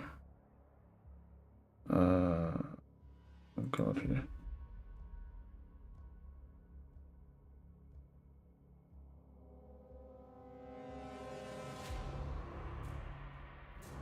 Hold on, this is better than for this fight than what I had going.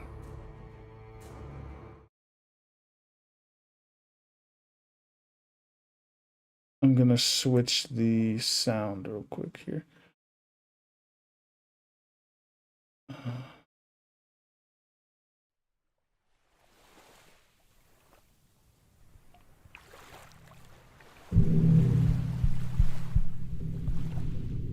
Hopefully that's not too loud. Is that too loud, guys?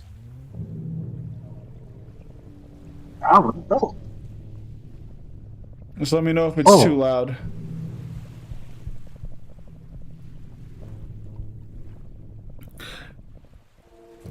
As you end your turn, the other one begins to attack the hunter.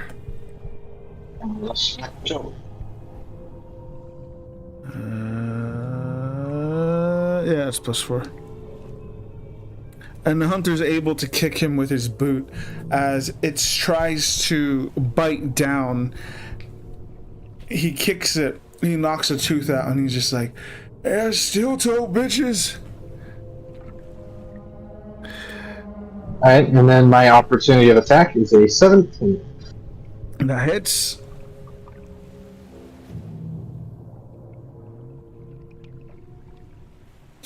As he kicks it,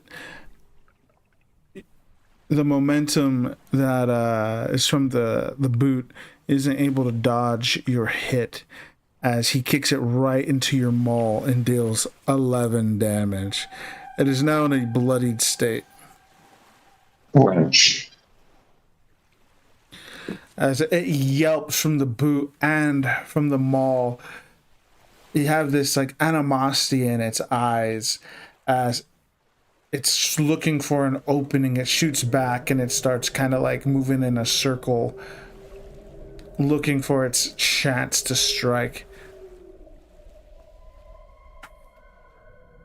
Yeah, that's right, you little son of a bitch. The first wolf that was attacking you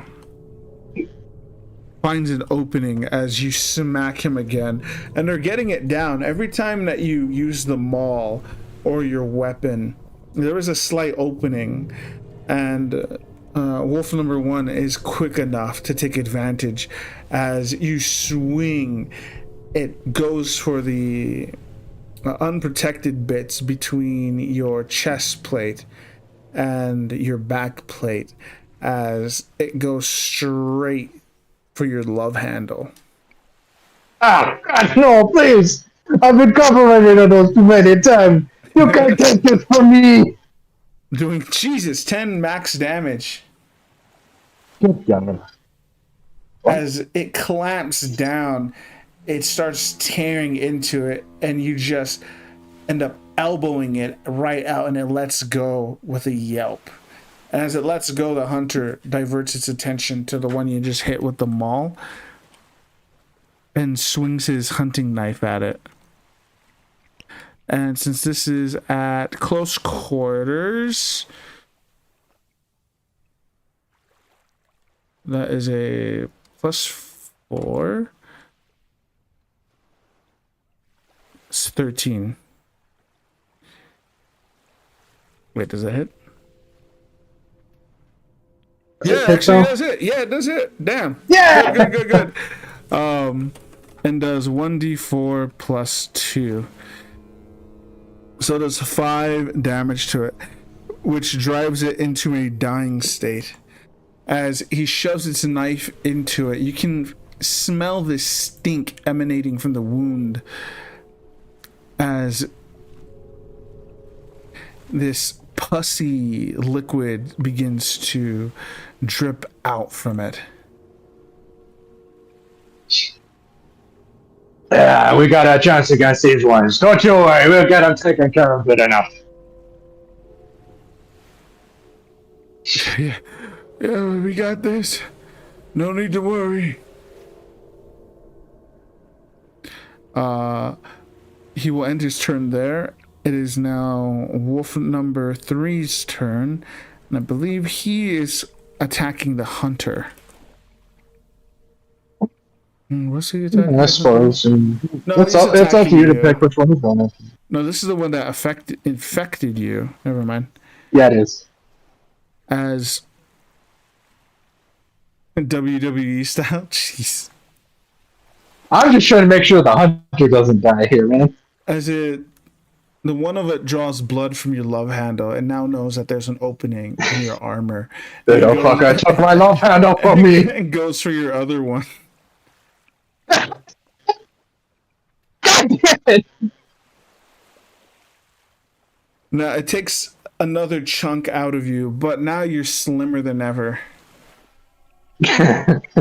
As blood begins to drip, it swallows the meat that it has taken from you. You know that on sons of bitches.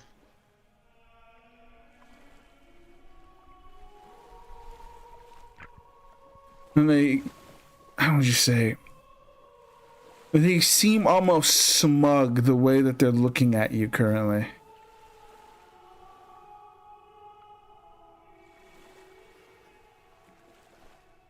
Let's actually change up the music. It's getting a little too scary for me.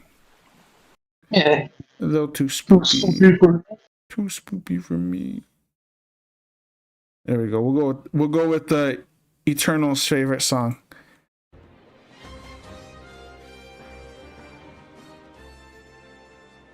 There we go. As it's grinning at you, Grundy, it's your turn. Alright, you know what?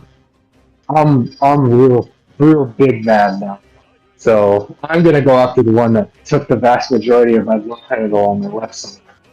So I'm gonna target wolf number 1 and see if I can kill him immediately for doing such a heinous crime against my beautiful, beautiful body.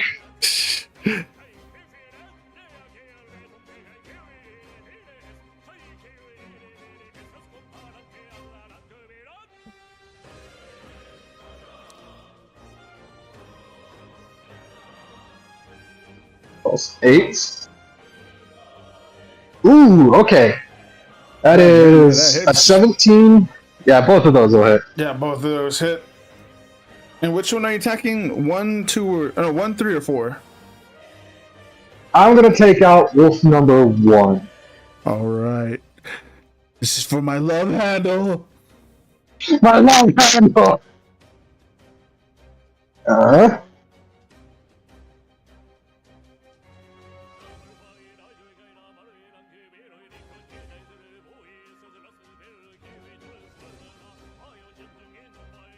I get to roll that one for the second time. 2d6.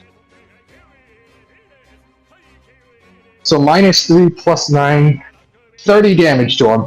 Holy shit. So you bring it down, you uppercut him with the maul, you bring it straight from the ground, and use all your might as you stomp your foot into the ground. Boom! You hit its chin, and the chin, as it goes with the hammer, you see him on the ground and he tries to recover as he's just like,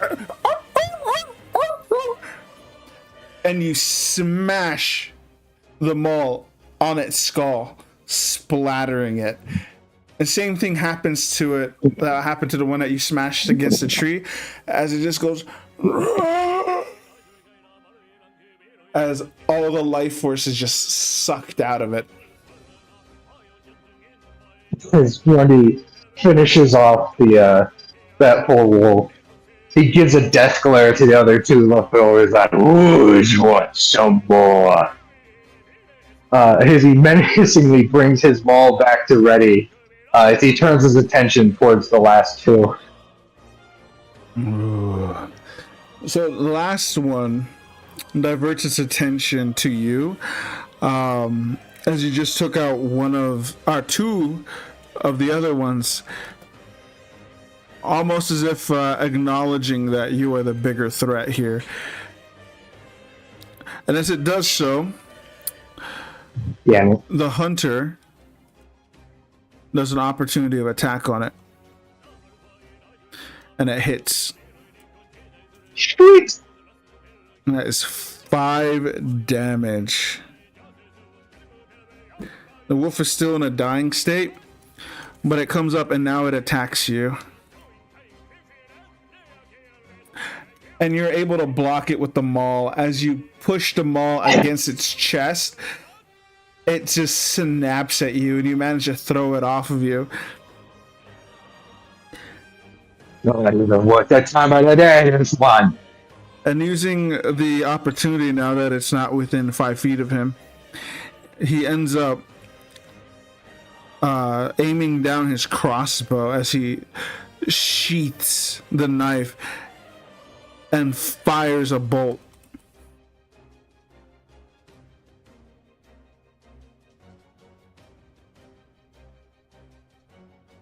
Oh, that's also +4. Yep. And misses. Damn it. As he fires the bolt at the wolf, the wolf ends up ducking behind you, and out of hesitation because he didn't want to shoot you, he ends up at last minute pulling away and planting the bolt into the tree behind you. As wolf number 3 sees this, it begins to attack you as well, hoping that there was an opening just made. Yes! And that's a hit. He doesn't make it. Oh no, not for you. As he makes an opportunity attack with his foot. So why am I rolling 1d4? That's just +2. Why did I roll that? So that's 2 damage against the wolf as he kicks it as it runs away. And it will now attack you. And it misses as well. So you swing your maul at it, which makes it like hesitate mid chomp, and it ends up getting nothing but air as you hear the or the crunch as its teeth that just come down on nothing but air. It's your turn, Mr. Grundy. All right. So I'm going to take one shot on the healthy one, mark him with that close quarters. What's it? That close quarters skill that Monster Hunter has. Hang on. Yeah. Yep. So then he'll be marked and have disadvantage on me until my next turn. Because all you have to do is hit him. Yep. So I just got to hit him with big boy damage real quick.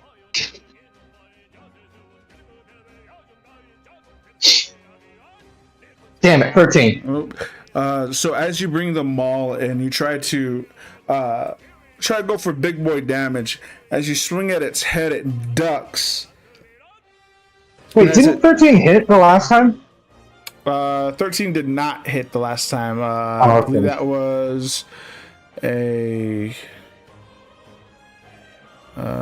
Wait, no, I think it did actually. Hold on. Yeah, because you got Its armor excited when the class is hunter rolled a 12. There we 13. go. Yeah, its armor class is 12. Oh no, I was thinking 13.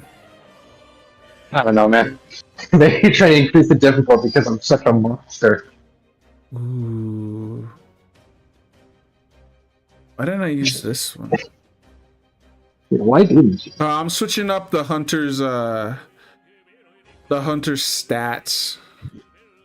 Because I'm just using a Oh, guardsman for it, but I found something in the monster grimoire just now, which makes sense for him. okay. So his stats are going to be changing up a little, but don't actually not a little. I don't think they're going to change up a lot, just the damage die. Okay. I don't mind. All right, so you do your extra attack. Oh no, your first attack hit. So Oh yeah, first step. So I gotta roll that damage. This is on the healthy one? Yep. Or healthy-ish one? I realized what I said there. Oh,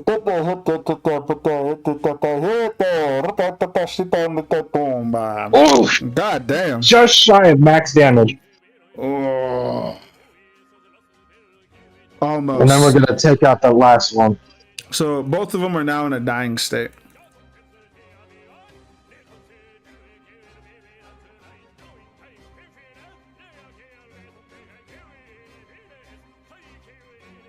$15 on the dying one, or not the other one. All I right. think number Yeah, that 4, one right? hits. All right, roll damage. Right.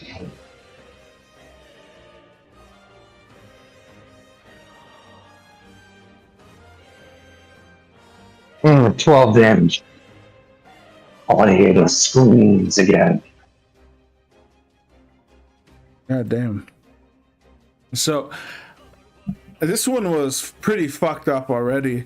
As you swing with all your might, you end up hitting it right in the leg, or the front leg, and it smashes its shoulder in. And then you hear the crunch as its rib cage breaks thereafter. You don't hit it into the tree, but you manage to hit it hard enough to where it flies and it sort of bounces off the ground, like 2 or 3 bounces, like a skipping rock. As dust kicks up, you see its eyes go milky and its body become lifeless as it just goes.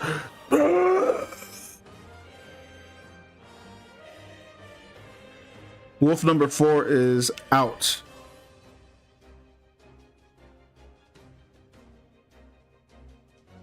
All left is number 3. Oh yeah. As the hunter draws back his bow, or not bow, but crossbow.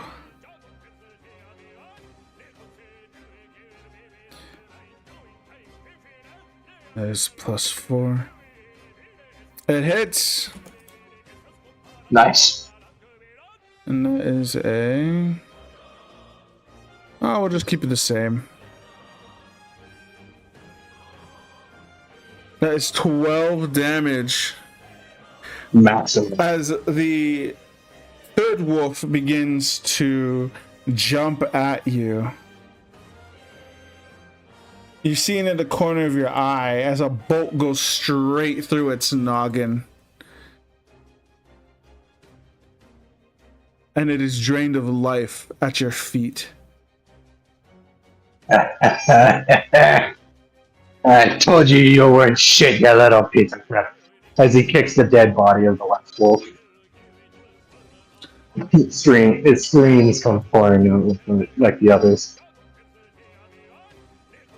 As it does so, it seems like rigor mortis has already kicked in. It's only been a few seconds, but somehow rigor mortis kicked in. Which, as a hunter, and knowing how bodies kind of like decay naturally, this is unsettling. Well, methinks you might have a few more problems than just your big bird there, because that right there, that ain't natural. We haven't seen anything like that in these woods ever. It's the first I've seen of them. But whatever they were, they weren't natural. Yeah. I'm glad that I met them alongside you. Might explain why the hunting dogs don't work. You're gonna need to get some real serious, probably some clerics, maybe some priests, somebody who can probably cleanse these things.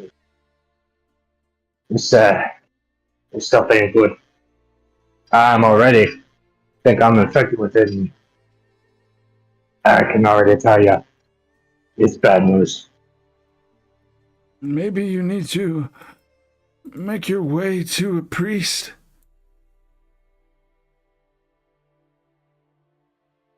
Yeah, I tell you what, after I'm done with my job here, I'm gonna report what I've seen with these little fuckers to the guild. Maybe see if they can send out some more Jaegers to clean out whatever's causing this. You probably have them send a priest or something too, just to make sure if nobody around here probably contracted whatever this is. I hope so. But we must attend to the goal in hand. Yep. Well, like I said, he ain't killing me actively, so I still got me a job to do. So, just continue on your way and don't worry about me too much. I mean, worse things that come my way. And well, Samuel's still here as he pats his bicep again. He collects the bolts from the tree ground and from the dead carcass before you guys. Yeah. And Samuel's also going to go and pick up his boarding pass that he dropped earlier as well. I'm sorry, old friend, but we had to get this job done a little faster than what, so. Don't feel too bad about me leaving. It's no problem, sir. I wasn't talking to you, friend. He was the old ex. Oh, never mind. Kind of get used to talking to your things when you're out in the seas. Miss him a bit weird. I'm sorry. I have never heard of such a peculiar habit. Well, like you said, us Jaegers were not exactly normal folk. Quite frankly, out of anything, I was glad you were here, because I can't say that I probably would have pulled out as easy. So, thank you, good friend. Are you talking to me, or are you talking to the I'm talking to you this time. I said it directly to your face. Oh, okay, I'm sorry. So he throws up his hands comically. So I was just making sure. I didn't want to be rude and ignore you. You know, maybe you weren't cut out for the Jaeger's Guild, huh? I think I'm 50 years too late for that. Even if I wanted to. I don't know, if we make it out of this alive, and like I said, if I send over those aliens, you might meet some of those characters. I've seen some men that you'd never expect out there. You never know. Well, I mean, I could always give it a try. I'm not sure. We'll see how you feel after this. As he continues on his way, tracking our quarry. as you continue to track it.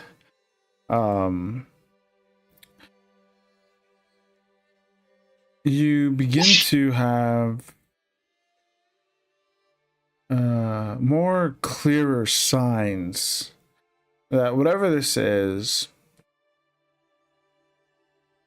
it's getting lower to the ground as the branches begin to be more frequently snapped. Most likely from a low flight pattern. Its talons are nicking the branches above. We're getting awfully close. We might, once we get nearer to it, I think we might stop and take a breather because I'm a little worn out after this fight. So, hope you don't mind. I need to take a breather. As I suppose I'm trying to decide if we should go until we can actually see its nesting area, or if we should stop here now. Because I'm not in a state where I feel comfortable fighting whatever this is, unless I'm, at least close enough to full health. Well, you're the Jaeger, so it's entirely up to you. The old man just kind of like, well, I can make a fire, or that nook over there seems like a good place to start one. And keep the smoke down. Let's do that right quick. Hopefully it don't disappear on its while we're taking a break. As he's gonna head over to the area that Hunter had suggested, and start helping him set up a small temporary camp. So you have been a Jaeger for a pretty long time. So I'd say you'd have a camping kit on you. So you should be able to do this no problem. So this area that he picked out, me and the boys, whenever we stay out late, it's better especially in these woods to not wander after the sun goes down. So if we're ever caught out here, this is one of my favorite nooks. It should provide good safety in the way that it's built. Only way of attack is from the front, and as long as we sit here, there should be no problem. So this isn't a long rest. So I guess you don't really need a camping kit, but if you do want to take a long rest, the duration would be 8 hours. Then you do have a camping kit and can do that since you are in a safe location. And the effects of that, you'll be able to restore half your maximum HP. You recover up to half your total hit points. Regain all spell slots and class abilities. And you'll remove 1 level of exhaustion. But that wouldn't be for you. But you would lose that D4 that you have currently. To ability checks. All I need to do right now is to expend some hit points. Then a short rest would be more than enough. Its duration is 1 hour. So this is a safe place. All you need is food and water, which you have. And you regain HP by spending hit die as standard 5e rules. Your abilities recharge. You're not resting in a hostile area, so you do not gain any levels of exhaustion. So, and this consumes 1 ration and drink. I'd say let's not worry about that. Let's not worry about that since it is just a one shot. But in like normal play, you would have to keep track whether or not you have a ration or a drink. Yeah. And I would count that as a group thing, not individually. That way it would be easier for me to track. So we'll be consuming group rations and drink is what it would be under. You know what I mean? Yep. But for now, you don't have to track that. Okay. So I'm going to. Wonder if I should just roll all of them and take the best chance at healing back to maximum. Mm-hmm.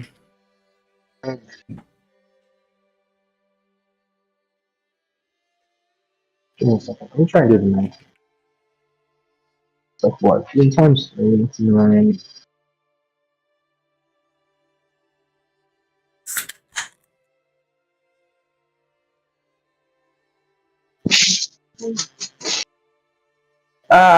You know what? Let's roll 40 times. All right. Yep, there we go. That gets me about up to max, so we're good. And I won't roll for it. I'll just say that he does get his HP back. Mostly because he didn't take too much damage. So it should be pretty good. But as you guys are resting for the hour, he just kind of pulls out his lambus bread. I'm just kidding. One bite will fill a man's belly. I like. I have at least 3 of these in one night. Yeah, you're real good. God. I'm surprised he didn't explode. But as you guys are eating, he just looks up at you from the campfire and he's just, so you have any inkling of what it might be? Well, it's such a big bird. I don't know. The only thing that I can really think of off the top of my head, and this isn't just like roleplay. This is actually me. I don't know. Off the top of my head, I think it's a rock. I think it might be a rock. Real big bird that's swoop down, grab things up, and tear them apart, stuff like that. That I don't know for absolutely certain. And things real bad news. Real bad news. Like I said, I'm strong enough to take on whatever comes my way, typically by myself, but right about this time I kinda wish I had got some friends with me. That's none of your concern, man. Your concern is just making sure that you can get me back home and after all this is done, because it's not gonna be too much of a problem. I promise you that. I thought I was your friend. I'm just shaking her head. Nah. No, he doesn't say it. He's just like, yeah. Alright, now you give me that shit one more time and we ain't gonna be friends no more. I'm just joking. Don't worry, I know my place as an old fool. You're fine, you're fine. It's just, like I said, I've got some Jaeger friends. You know, probably someone who's maybe got a little bit of magic, see if they can keep it off balance, maybe get a friend with some really serious range damage. I mean, I've seen some guys, they shoot 3 arrows at a time. It's absolutely insane. You know, that kind of stuff. Make the job real easy. I wanted to Unfortunately, like me. I wanted to be a Jaeger when I was younger. I grew up with stories about them. They always seemed like heroes, straight from the pages of some novel or something. But looking at how you are, you're just good men doing a good thing. Yeah. I would like to thank you personally for doing this. Yeah, it's good to do something. Like I said, it keeps me in shape. You know, keeps me connected to good people. And don't worry about not becoming a Jaeger. I mean, sure, lots of us seem like the type of folks who come straight out of fairy books, but yeah, it's not always the case. I mean, sure, you can say, looking at me, I do what's best for, the others around me, because I was raised to be a good man. Taught what was right, what was wrong, but you gotta be careful sometimes when you come across people. You never know who you really gonna get. And as your father said, us Jaegers, we're not always all there. So, I know means, don't go fearing us or nothing. It's just, be a little bit careful. I mean, you gotta be discerning about the people you're looking for. Because some of us aren't exactly good people. I mean, I told you that I got my hands on my friend here as he holds up the axe gun. But well, some like say that how I got it and why I got it isn't exactly a good thing to do. I turned my back on a lot of people, a lot of powerful people, a lot of good people, and I went and did something stupid and taking something that wasn't really mine. It's not the most ideal thing to look up to, really. So, but that's the reason why I'm here. The reason why I became a Jaeger. Sometimes you look back and you say, "This is bad," and make up for it, become a better person. So here I am, making up for it, trying to be a better person.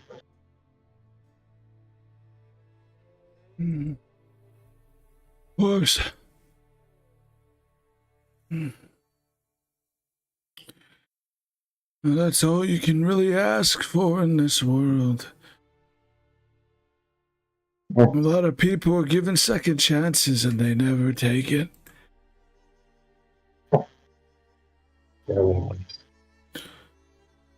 I don't care what you've done in the past, but now you're here. And now you're doing good.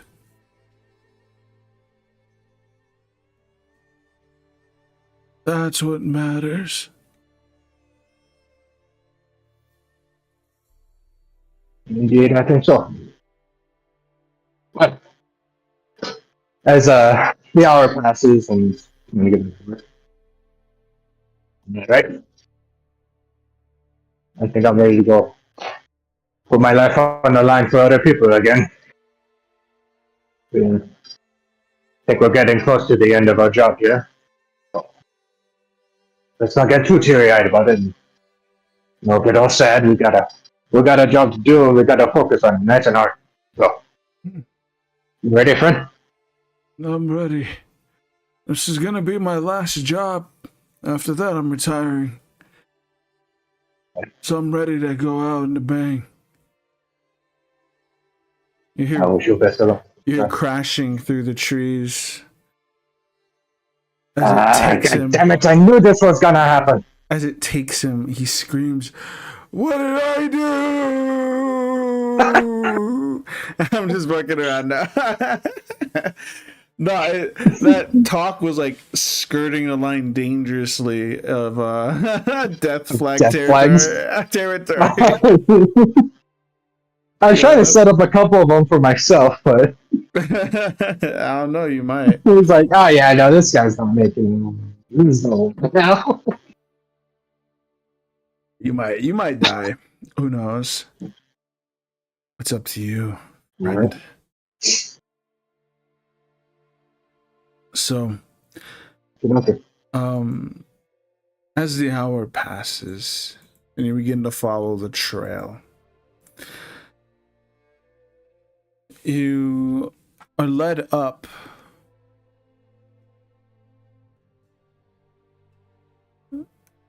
to what looks like a, what'd you call it? Sorry,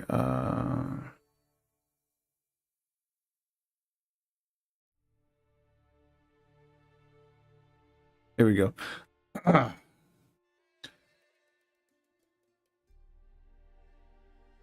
You're led up to, it's not a mountain, but a cliffside.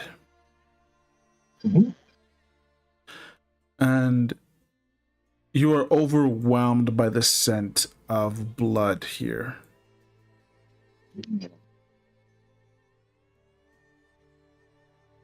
Oh, it's been taking gesture. I think he might be terrorizing the whole area. Something like that.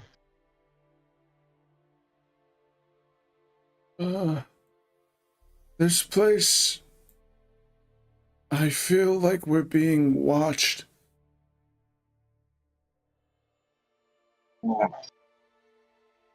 Let's just stay on the phone. Need to keep on our toes. As he says that, you see a wing sort of like flap off the side of a cliff, and it settles.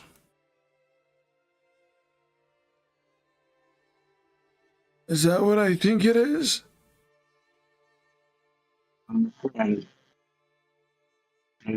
there. How do you want to do this? Why don't you try and get real sneaky, see if you can find a good position and start firing at it from a good range. Keep yourself a bit safe outside of the fight. I'm going to try and sneak my way in and do what I do best and start swinging away. One of us is coming out on top of them at the end of all this, and 9 times out of 10, it's going to be Samuel as he pats his bicep again. I believe in your strength, Jaeger. Yeah. I will do as I am told. As oh no, go ahead. As Samuel finishes his statement, he starts preparing that bear trap. Also got not a plan what to do with this, but it's a bit more simple than less plan. And well, it's gonna be a bit tricky. So if it gets up in the air, see if you can try and do what you can to maybe take out his wings and bring him back down for me. Okay? I can try. Okay. As he begins to go up the cliffside, I'm gonna have him roll a stealth check. Yep. And I'll start rolling my own stealth check to see how well I can do, considering I'm wearing splint armor. Yeah. Oh, yeah, he, for an old man, as he kind of gets to his knees, or he starts to bend over, you hear cracking. And he kind of like goes like, oh. And eventually his groans calm down. But as he's moving, he is as silent as a mouse. But he's as silent as a mouse, but he's walking like a crab.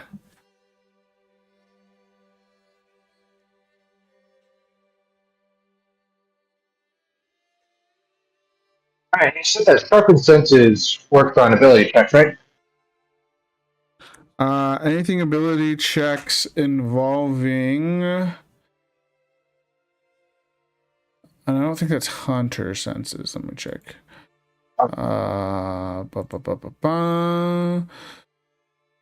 Hunter's instincts gain the ability to analyze a creature and discern specific information about it. As a bonus action, choose one creature you can see within 60 feet.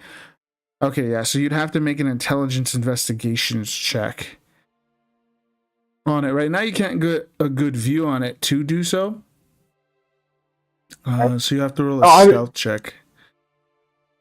Yeah, no. I was talking about for the stealth check from adding stuff to my ability checks from that disease.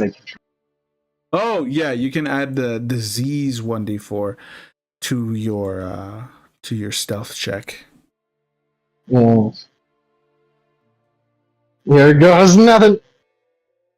Oh, shit. At best, I've got a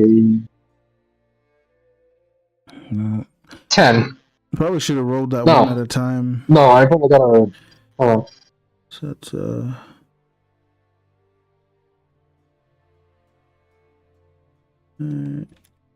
8. I don't know. yeah, it's an 8.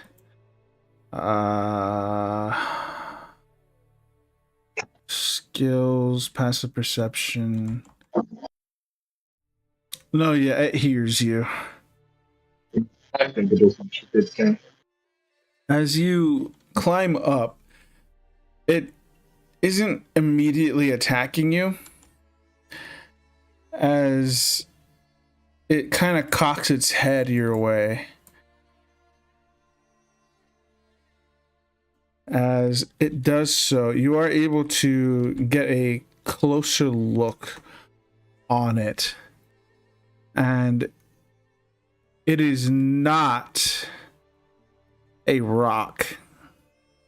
God damn it. It is a griffin. A griffin! Ah, damn it, I was hoping I'd come across a rock. Ah, son of a bitch. But good news, seeing as its fur is more of a brown and white, it is a common griffin. If its fur had hints of black to it, it would be considered a royal griffin. And those things are usually meant for people a lot higher level in a guild than you are. But with this one, it will be an uphill battle. But you have not brought the necessary stuff to prepare for this battle. Well, shit. So it will be an uphill battle. Now, what I can do as part of my Monster Hunters is... Well, I have...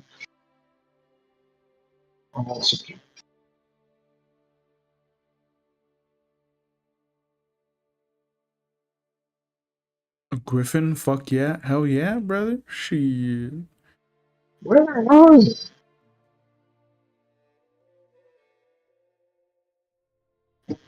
Monster Grimoire, Hunter's Instinct. There we go.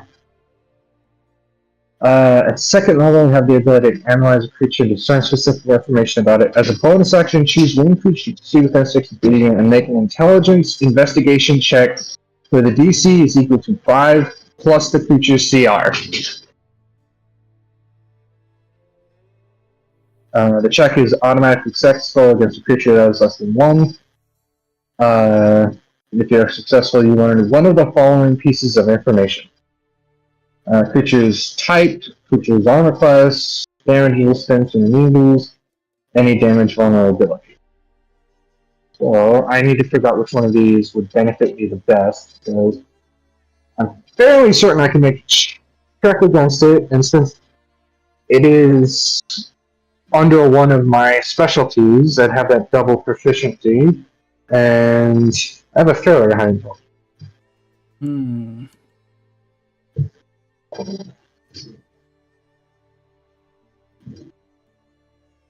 It would be, so that would be plus 6. A 19. A 19. That does not make it. I'm just kidding. What?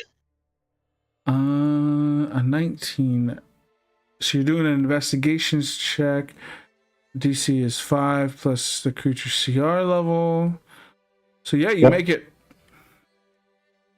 Alright. So the creature's Now- type is. Well, I have to pick which one is the thing. Oh, you Okay. have to pick which one. Okay. Which Yeah. one do you want to know? So I got only one of the following. Well, seeing as how this is just a one shot at a level 5, I don't think it's going to have like any crazy immunities or vulnerabilities. Mm-hmm. And since we've already established that, since I've been getting that my grimoire has been working on it, I'm pretty sure I know its type. So I would like to know its armor class. So as you're looking at it, it has seen a few battles, but seeing as it is a average griffin, its feathers and muscular structure seem less hardened.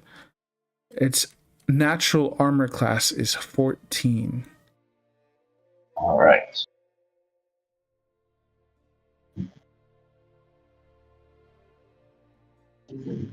Okay, dokie. Let's see. What am I going to do about you?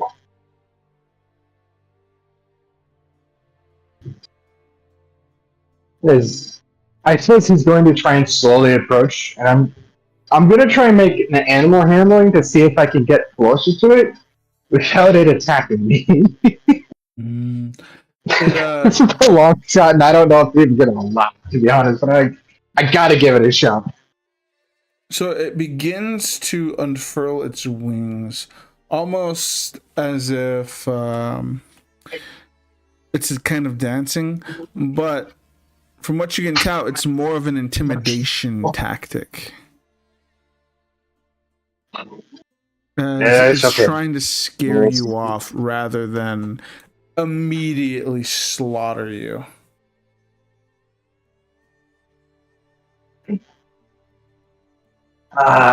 You really got to do this to me, buddy, huh?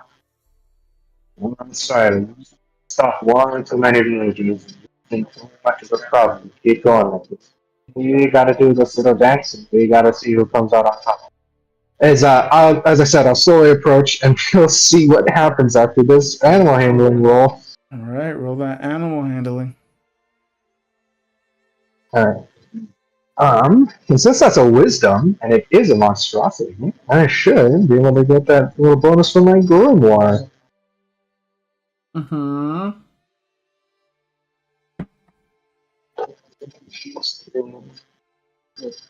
12. 12.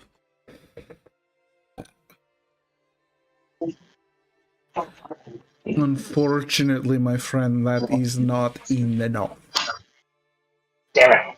As you begin to, you put your hand out like, whoa, girl, whoa, whoa. It screeches at you. And you feel your eardrums about to burst.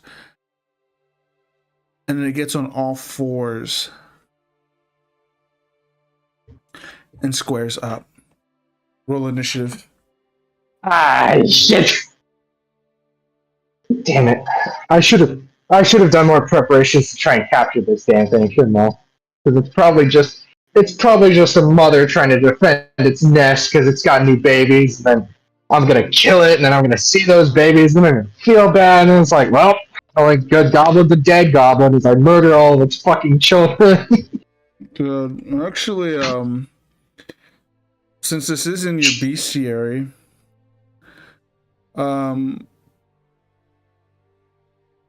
griffins, to the contrary, griffins are solitary creatures until they reach full maturity. They live in isolated territories and do not interact with other members of their species. Once they're ready, they find a mate to found a nest and stay loyal for life to their partner, raising their young together. There's nothing worse than a griffin that has lost its partner, for they will slaughter everything they encounter, mad with grief. I see. One good thing, though, is that griffins are noble beasts, and because of that, you are able to tame one if you get it young enough. I see. But seeing as it's only one, there are no eggs. Okay.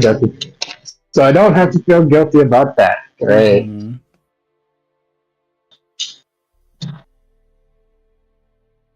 Oh, and stupefied. Do I need to step out or what? Stupefied. So last night I went to the top of a hill in Malibu Okay. at 2 a.m. Just sat there and looked at the stars. Yeah, I know. Dark, the quiet, Yeah, I know. the lonesome, broken by the subtle sound of crickets. It was clear Yeah, enough to be able to yeah. see the Milky Way. With 6 shooting stars, I counted the first 3 had dots. I went with them. 2 were for me. 1 was for you. Oh, hi! Oh, hi, stupefied. You and your poetry. Bro, if you tame those cheeks, this shit gonna be fine. It's a little too late for this griffin. But if he were to find a griffin that had eggs, and he raised those eggs, then he would have a tamed griffin. Damn. Well, should have given us a couple more months or something. Anyways, back to the fight, I guess. All right.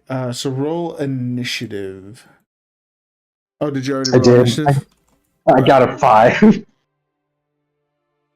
A 16. Yeah. And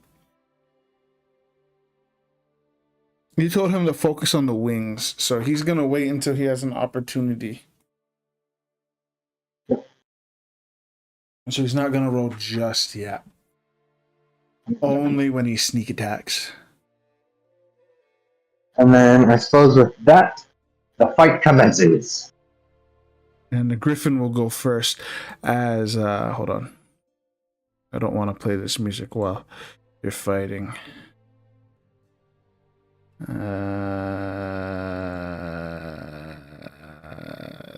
There we go.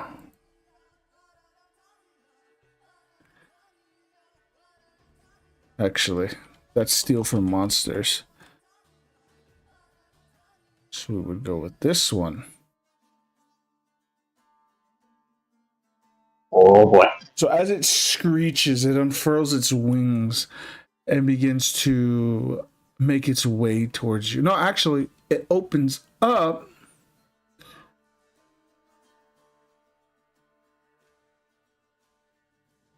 With a stunning screech. Uh-oh. So it will screech at you. And I need you to make a Constitution saving throw. On a failed, you'll be stunned until the end of the griffin's next turn. Oh boy. That doesn't bode well for me. That bodes pretty well for me. God damn. All right, so you're not stunned at all.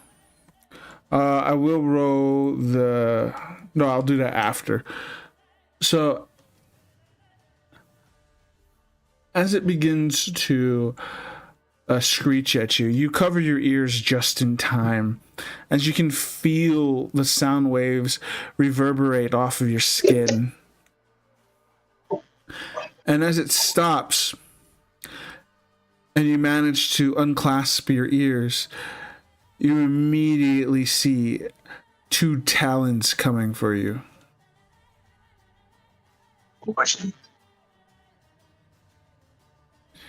20 plus. It's a 27 to hit. That's it, yeah. With that. Oh, I need you to make a grappling check. Okay. It's. Let me do the damage for this first. Okay. It's 12. And this is a contested athletics check, so that is 20. Mm. 20. Oh, okay.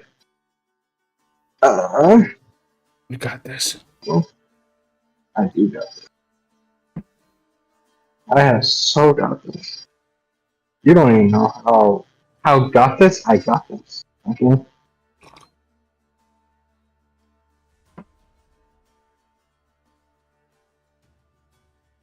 Do I? Let's see how this goes. Let me see if we caught that.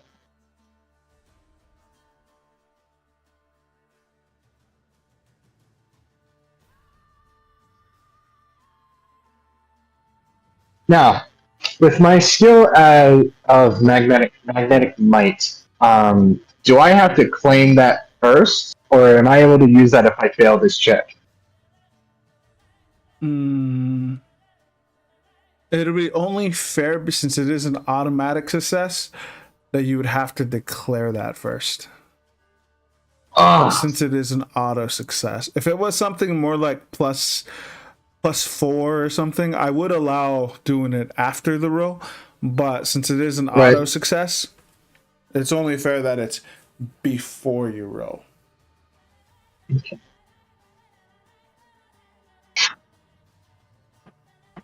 It's a 14. It's got a +6 up on me.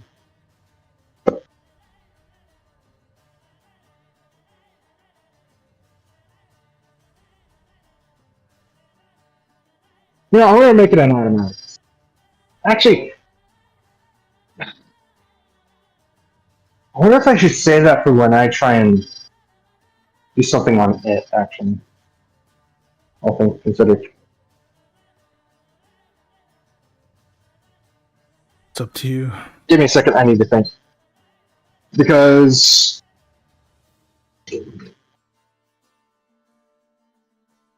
I'm trying to think if would it take some kind of strength check if I were to try and put the bear trap to pin its wings?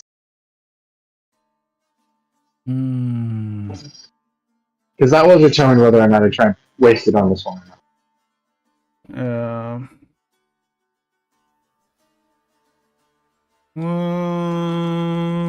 To pin its wings.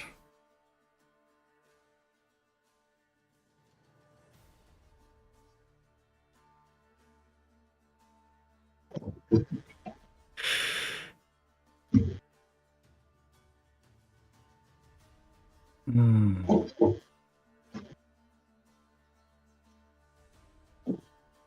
know what? You'd have to make an attack with the bear trap, I'd say. Yeah, I'll make this an automatic discussion.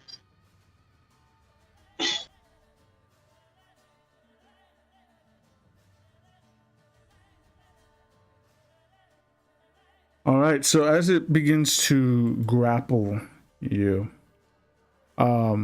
it's tearing into you as it is not able to get a good hold on you. As you fight it off, you see a beak come for your face. Ah! as it lets go of you.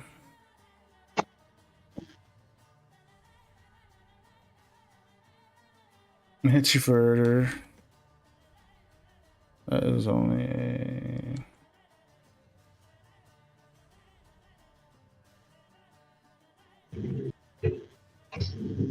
That's 12 damage altogether. As it pecks at your face, you're able to keep it away from it, but it manages to stab your shoulder with its beak. And it'll end its turn there. I'm gonna roll the 5-6 right now, though. And it will not get its screech back for its next round. No.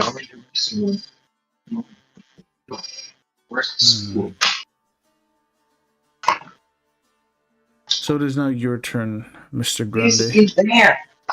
Alright. Trust me, I'm in the middle of a call right here, so trust. Alright. Hold on, I got most of this stuff. Yeah, no problem.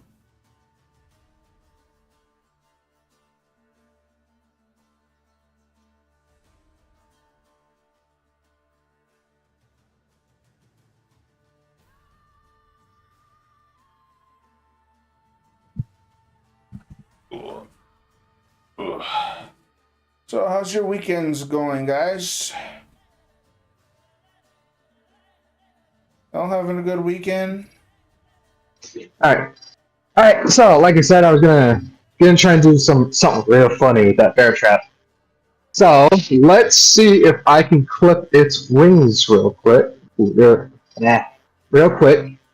Now, I'm going to assume that this counts as an improvised weapon, so I won't get proficiency with it. Yeah. Right? Mm-hmm.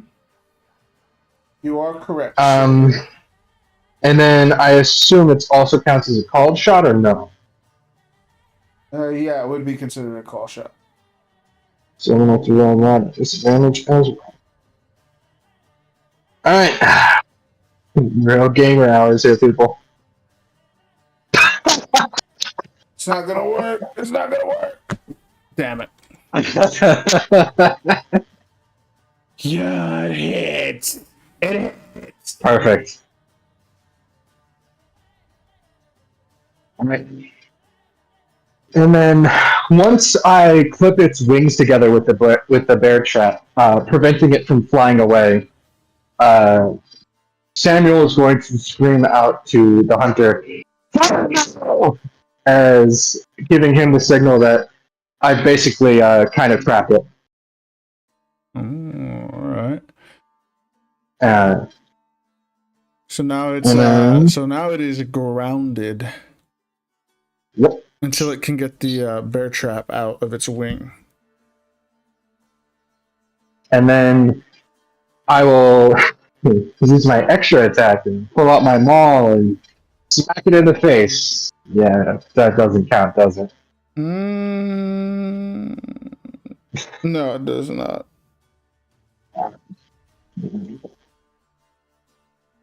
Unfortunately. Here's the real problem. So it's taken its first turn at me. Yeah. It's knocked me down to half health already. Oh shit. So I don't know if I've got what it takes to actually go toe to toe with this little bastard. But we're gonna see what happens. But roll damage for that bear trap as well. That would be a 1d8, I believe. Oh. Since it is a bear trap, it is designed to fuck up bears. So it would be some pretty hefty damage, like a 1d8. Hey, 10 so damage. 10, goddamn. And then you ordered the hunter to attack now? Yep. Alright, so out of stealth, he gets advantage on this.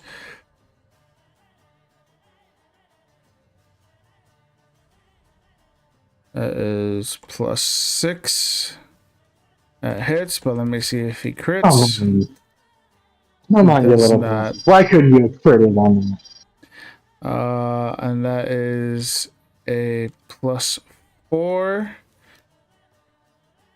As 14 yes. damage.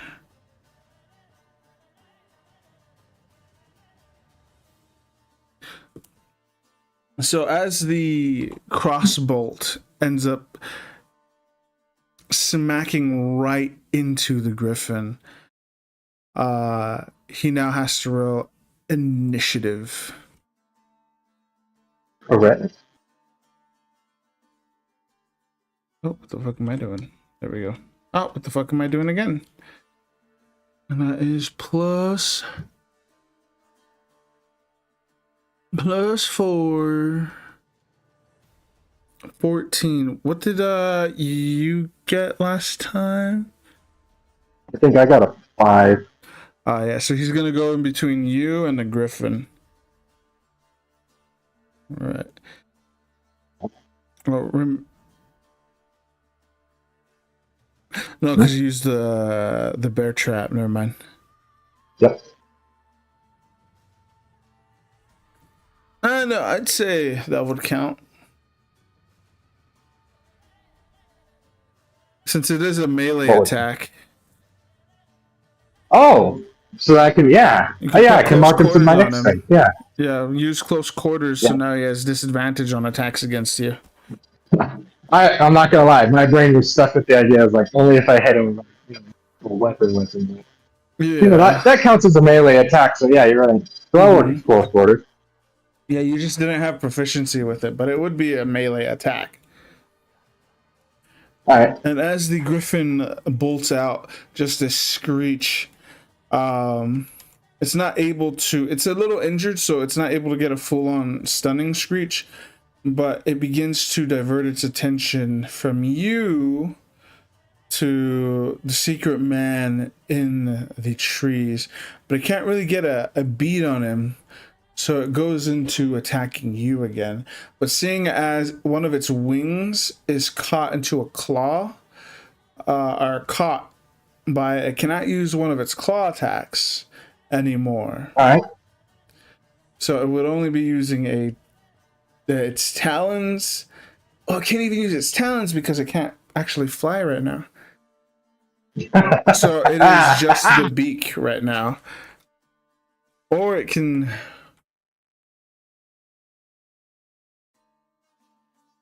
Yeah, I'm gonna try and get it out of his wing. He does not have proficiency with strength saves, but his strength is pretty big, so... Yeah, well, he's got like +6 to attack, so I don't know. Yeah. But That's an indicator or not. That is a nat 1, and since this is combat, as he is trying to remove it, he's using his beak as he's like pulling on it. You see that it's about to pull and pull as he tries to straighten it out and rip it off. It ends up slipping out of his beak and it chomps back down, permanently injuring his wing. Yes. As it permanently injures his wing, he lets out this screech. He's just like...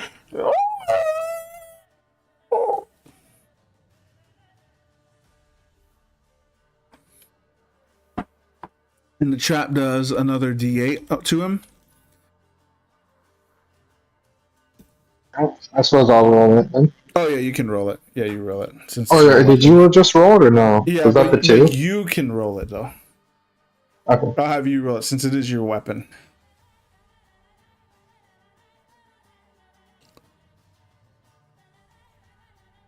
And I suppose since it's just the trap by itself this time, I don't add my strength modifier. No, it's just the... There we go, 5.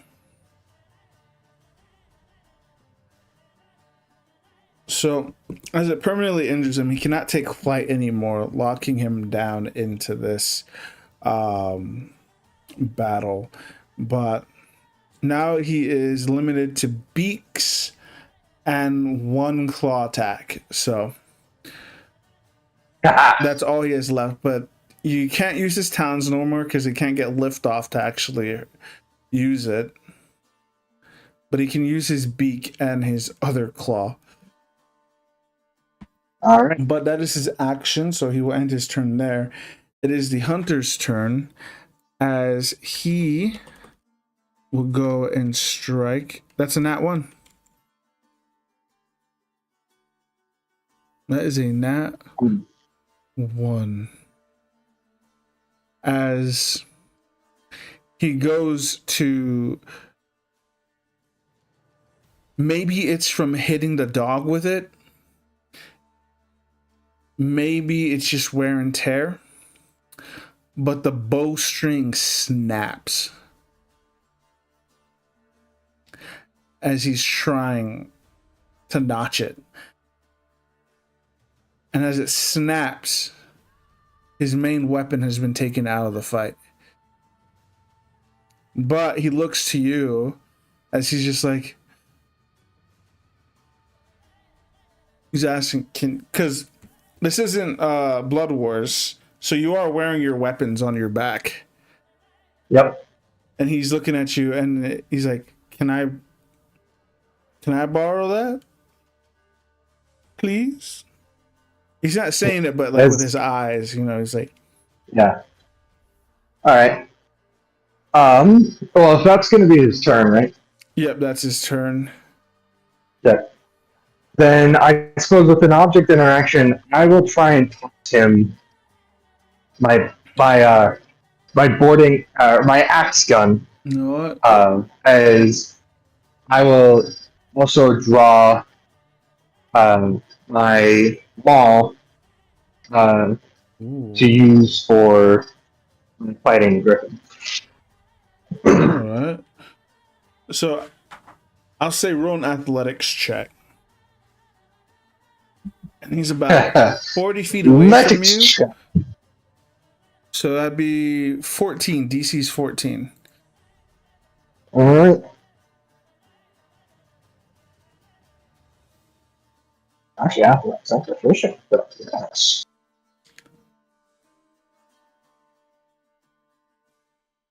$18. Ooh, that makes it. So as you pull it, it's already you already have it in your hand. You end up tossing it to him, and you embed it in the tree next to him perfectly. It's not hard enough to where he's gonna have to make a strength check to get it out, but it'll stick in the tree until it's his next turn, so he can use it right away. All right, you're time to say goodnight. As I will raise my maul and make 2 strikes against it. And I will be attempting on my blade strike, for this creature needs to go pretty quick. Otherwise, I'm gonna go pretty quick. So, roll them both at the same time. Whew, okay, 19 and... both of them hit. Alright. God damn. And don't forget to use your grave strikes on that. Yep. And then, so I suppose that for flag attacks, obviously, he's going to pull the maul from its holster as he taps his bicep again while looking over at the dirt. And he brings the maul up and then brings the maul down. As you bring it down, as you're using your grave strike, you're using your knowledge of its anatomy, and you're able to aim for its weak points. As you hit it. So it has a D8 times your intelligence modifier. So 3 D8s, right? Yeah. Okay. Alright. Oh, trust. That's 2 grave strikes, so that's... Oh, no, just... Am I gonna, damn near one-shot your bird? Oh no, it's only one grave strike, I believe, Only one grave strike at a time? because Oh, okay. Jeez. you need rapid grave strike to attach it to your extra attack. Okay. Alright. 41 damage. Damn. Okay, so it is now in a bloodied state as you smack it with that nasty 41 damage. You aim for its weak spot. And on a griffin, a lot of people aim for the wings, but once you got them grounded, the next point that you got to be aiming for is the side of their skull. And you cram it. You almost hear it crack like an egg as you almost knock it to the ground. It stands its ground, but you can tell that it is reeling after that.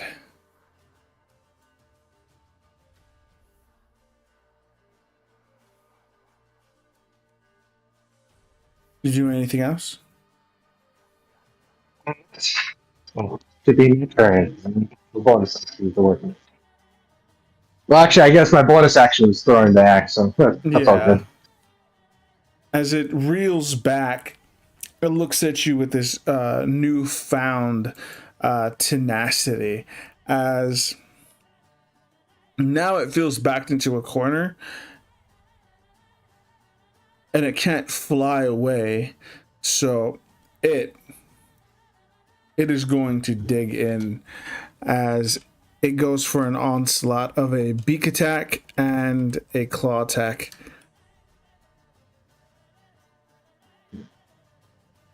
One second here. Oh, it's plus 9. It's an 18. Damn it, that lands. And a 22. Damn it, if it only got one lower. So that'd be a 1d8 plus a 1d10. Plus 12. Oh boy. It's 20 damage. As it claws at you, its wing kind of flaps like the one that's still working. And it flaps.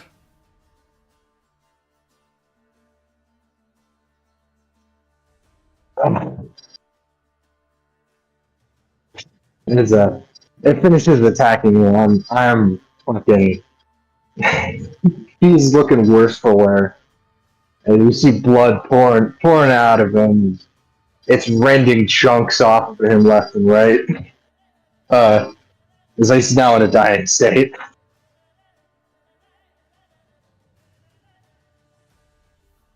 As you're now in a dying state, the hunter, he rips the axe out of the tree and aims with your axe, and it's just like, it looks like a crossbow trigger, so I just pull it. Yep. So flashback goes to them in that little nook as he was telling him how to operate the fucking gun. No, I'm just kidding. As he pulls the trigger,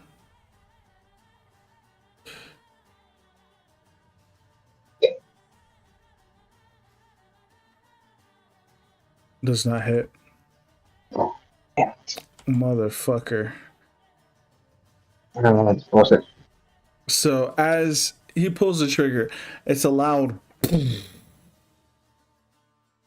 And in the recoil from it, it scares him a little bit, as he's used heavy crossbows, but nothing but this much oomph to it. He drops it, and he's just like, I'm gonna fuck, fine. He draws his short sword and he starts rushing towards the griffin.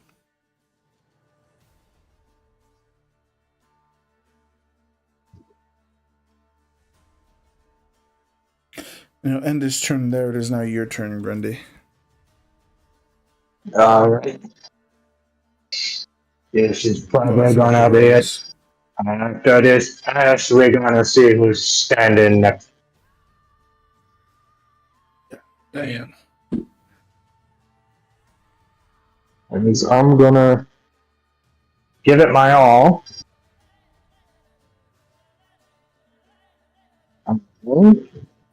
And okay. Oh yeah, fire, my boy.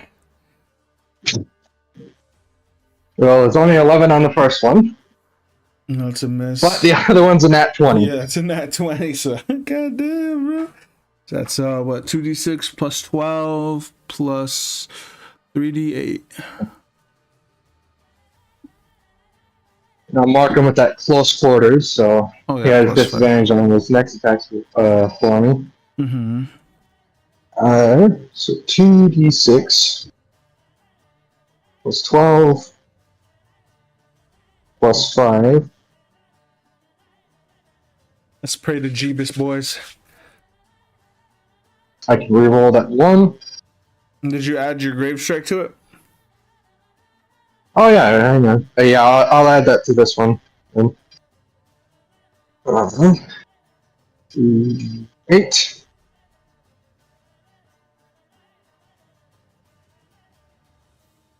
So 22 plus 4 is 26.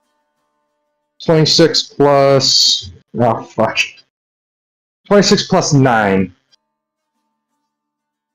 That 35. 35 damage.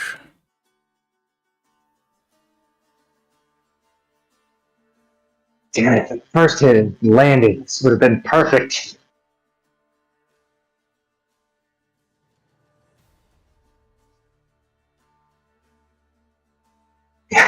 As he brings his maul back around and starts battering its face, and after having taken so many hits, his first strike just kind of whips a little bit as you see the fight wearing on him too much. He takes advantage of the Griffin getting a little smug about seeing him falter, brings the maul up for an uppercut from his chin. The Griffin, out of rage, lashes out at you with his beak. That is a 3 plus 9, that's 12. So it misses. As you're able to keep your form using the maul as a shield. As its beak comes towards you, you shove the shaft of the maul into its mouth, preventing it from completely biting down. And as it's like trying to fight with you, trying to bite your head off, it brings its claw from the side and hits you with a 23. All right. So that is 1d10 plus 6. Well, that might be it for me. That's As he sees the 9. clock. That's 9 slashing damage. 9 slashing damage as it rends the flesh right off of his chest as he falls over to the ground. And the Griffin stands there, victorious over his prey, and turns over to face the hunter coming after him. You see the form of Samuel stand back up as his relentless endurance refuses to allow him to die. The Griffin, shocked by your tenacity, you see a hint of fear in its eyes, as well as rage, as you know damn well it is going to try its hardest to murder you, but you and the hunter will not let that happen. As you get up, the hunter kind of yells out your name, Mr. Grundy, and he strikes at the Griffin with reckless abandon. So there's only +6. So he's using a short sword now. And that hits. Yes. It's 1d6 +4. And it hits the griffin for 6 damage. As he shoves his short sword inside of the griffin's wing. He brings it back and he slashes at it again across the face. Or tries to go across the face. And that hits.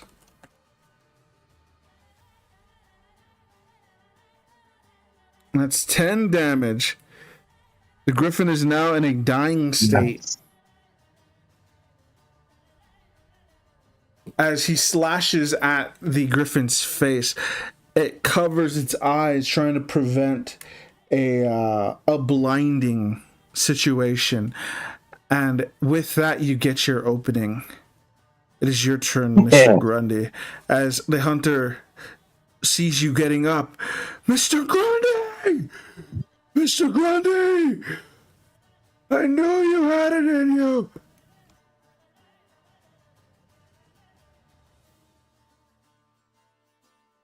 There's an advantage, so that's Oh, advantage! Oh, thank God. Never mind, sorry, not an advantage. Shit. That first hit is a 13. That don't make it. That does not make it. Well, yes. Methinks that last strike you put on me put me a little too far out of it. Oh, As damn it! I knew this was gonna happen. as you were getting back up, you swing at it, but there's just not enough heft behind it, as you did not have enough time to get your footing right. And the griffin goes in to finish you off. Close quarters is still in effect. That is a 15. That doesn't land.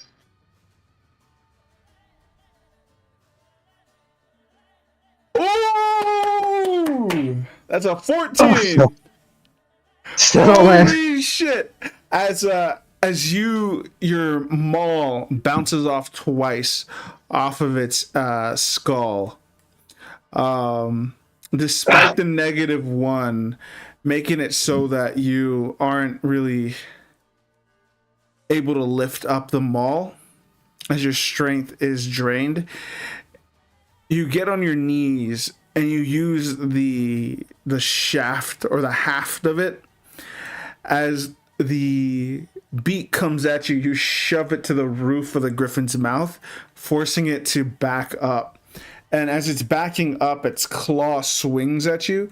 But since it was backing up, trying to get the maul out of its mouth, it swings right over your head. And the hunter takes advantage of it. A little scared.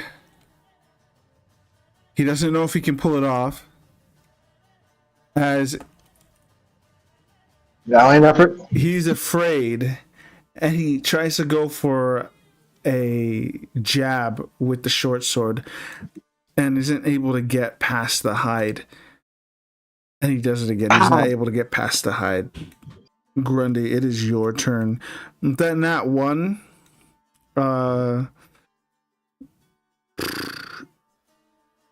you do not have the strength to pick up your maul. Okay. Unfortunately, we do not have my. Damn it! I don't have my. That's back over there. But you do have your fists. All right. Oh shit! This is how it's gonna be, and this is how it's gonna be. Because I suppose I'll make 2 unarmed strikes on him. Ooh. Hold on. Don't roll yet. Oh, Oh, yeah. I gotta roll. I was gonna give you some protagonist music to do it to. Oh, You told me not to roll my right as I rolled it, man. That's a 16 and a 17. Yep. And each of them are for 5 damage. So that's 10 damage altogether. As you let go of your maul, the griffin is intelligent enough to know that the maul was what was doing most of the damage. So it flinches in a way to prevent the maul from hitting. But it flinches right into your fist as you end up shoving it right into its eyeball. And as it's screeching, you hold onto the like inside of its eye socket. And then you just start going to town with your other hand as you shove it into its other eyeball.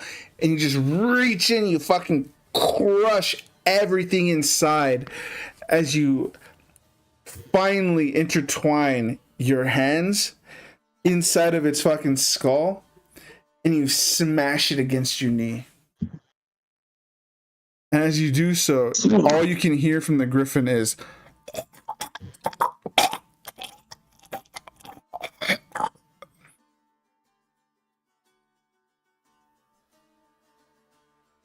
as it has now expired. Give me 1 second.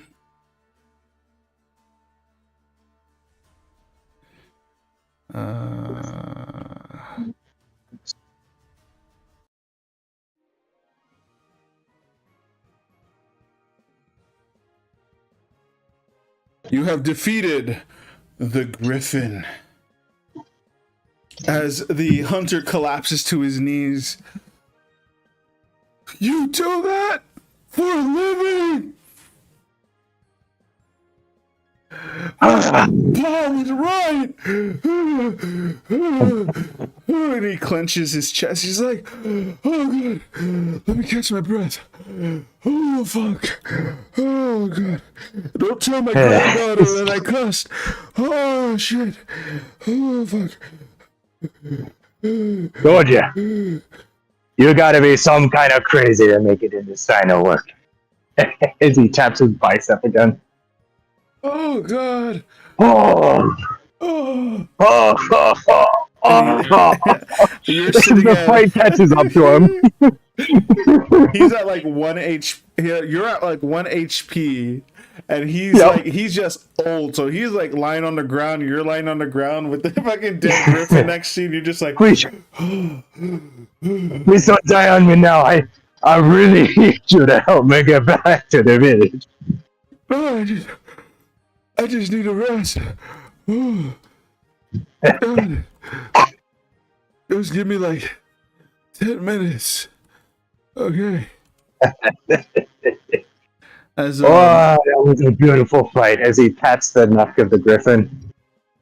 I always feel bad fighting these, these noble, these smart cat creatures like this. You see a bit of that intelligence behind your eyes.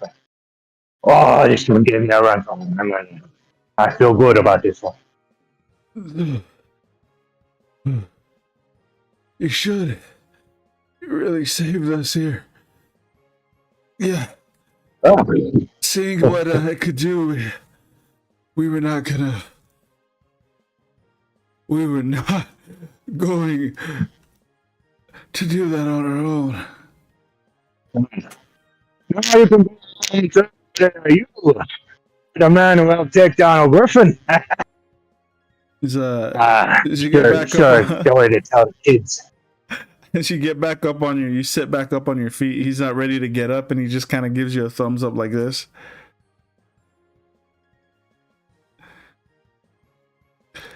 He's like, I think you earned your money. Oh, you most definitely did. Oh. Yeah. Wow. He holds out his hand. You help me up. Sure thing, buddy. Sure thing. He'll just pull him straight up. Well, he'll struggle a little bit, seeing as his strength has left him a little. Ah. So, next order of business. Gotta make it back to the village, tell them the job is done, and let them know they still gotta stay out of that forest because of those damn wolves. Or whatever did that to that damn wolf. Oh. So, you still think you got what it takes to try and be a Jaeger? Huh? He looks at you and is like, with all due respect, fuck no. I do not. I am too old for this shit. Well, That's fucking... probably for the best. Oh, the only strength I got is I'm gonna help you get back.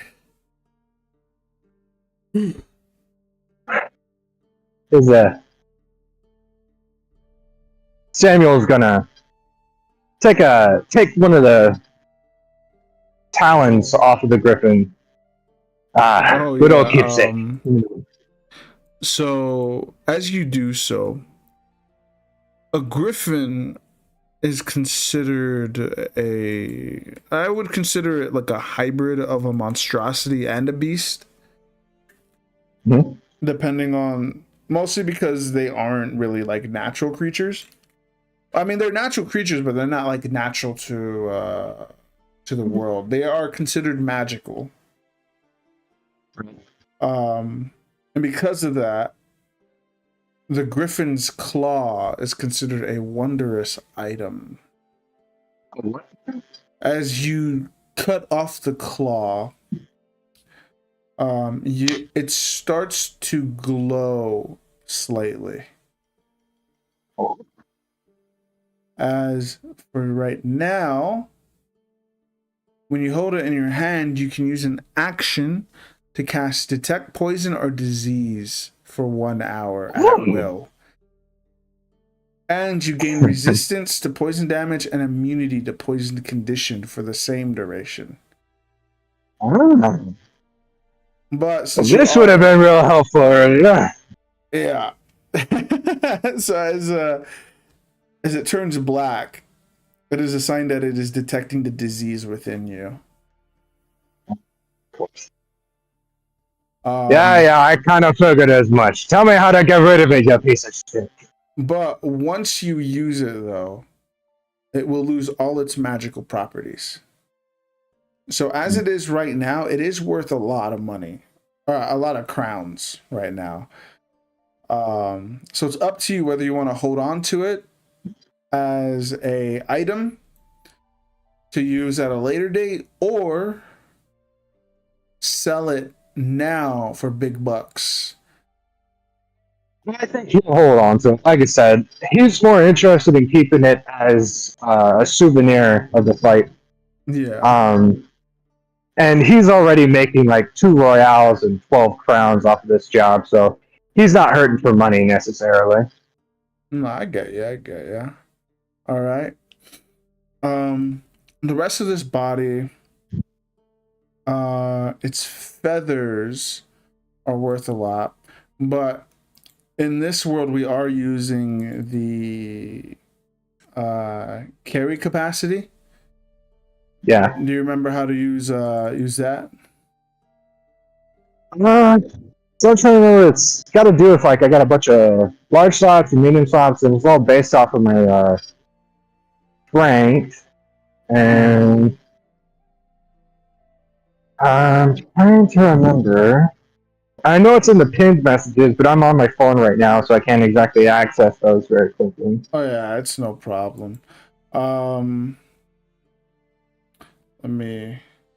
But basically, you can't take the whole griffin. But if you do a medicine check, you could get pieces off of it that would be worth of value. Yeah, I suppose it might as well. That is entirely up to you. All right. Let's see here. 17. 17. For the medicine check. Hmm.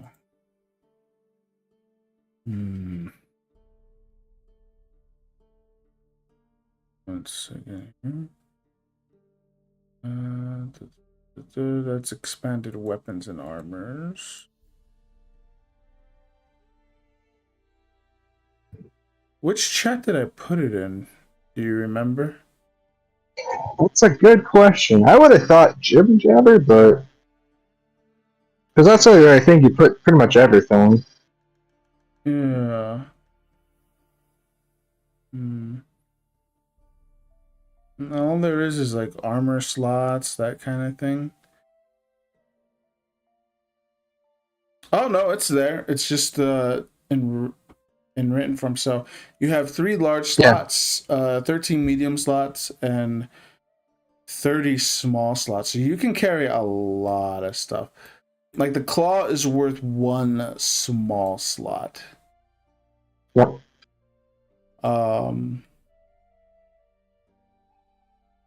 But with a 17, so the amount of damage that you guys did to this, because you guys are using bolts and bludgeoning, some of the bones are unusable, but the amount of damage that you guys did to it wasn't enough to damage the hide. Yes. So you are able to get the hide off of it. Perfect. All right. And you're also able to grab its claws. The hide is different from the pinions, as the pinions are high quality fletching for arrows. Ooh. They are. We do still have that one pinion that we found earlier. So for me specifically. So you can get about, a lot of them are damaged, but you are able to get at least 5 of them, 5 or 6 of them, and those are worth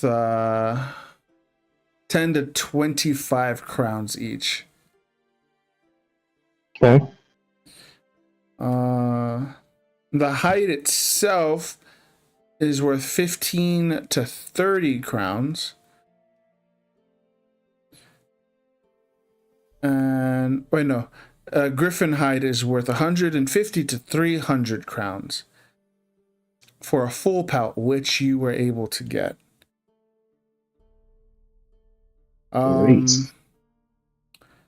Other than that, griffin beak is actually used for weapons as well. For like ceremonial blade components, enchanted weapon handles, that type of stuff. So those can be 50 to 80 crowns.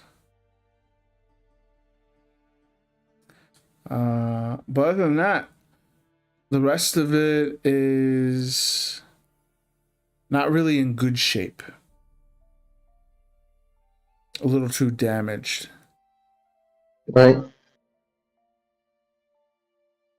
But after you're spending about like 20 or so minutes just cutting into it, you guys are able to get enough rest to, at least assisted by the 2 of you, waddle back to the village.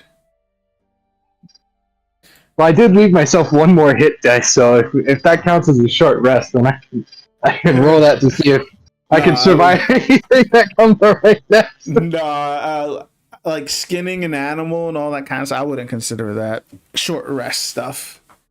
At least a monster, maybe something like a deer or like a chicken, I would be like, yeah, you can do that pretty easily. But like a griffin, you're like standing there and you're like, okay, this and this, and I gotta, what's this? Gotta be careful not to ruin that hide, because it's some real good shit right there, yeah? So it's work. But you're able to waddle back through. As you guys waddle past the dogs, it looks as if about a month and a half of decay has happened, as they are just nothing but bones now. A glimpse into your future, perhaps, Mav. As We need to get that fish real quick.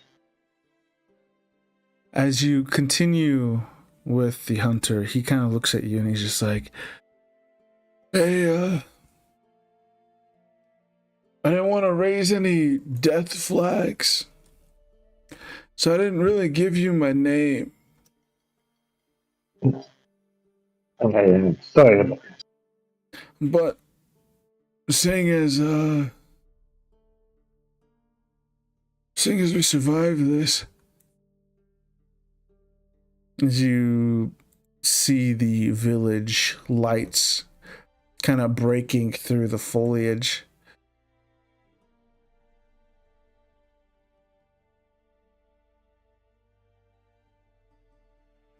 "My name is Oaken. If you ever need anything, I have a lot of pool here in Sweetgrass. Always make sure you have a bed to sleep in, and some food and water. I know you're getting paid for it, but it's my thanks for allowing me to come on your adventure." And like I said, it's my thanks to you for helping me through this, Oaken. And you know what? You folks, are gonna need some people to help clear out the rest of that forest. So I'd say I'll get myself rested up real good, and I'm gonna come by and help you guys pro bono. God damn it, I kind of like this, you know.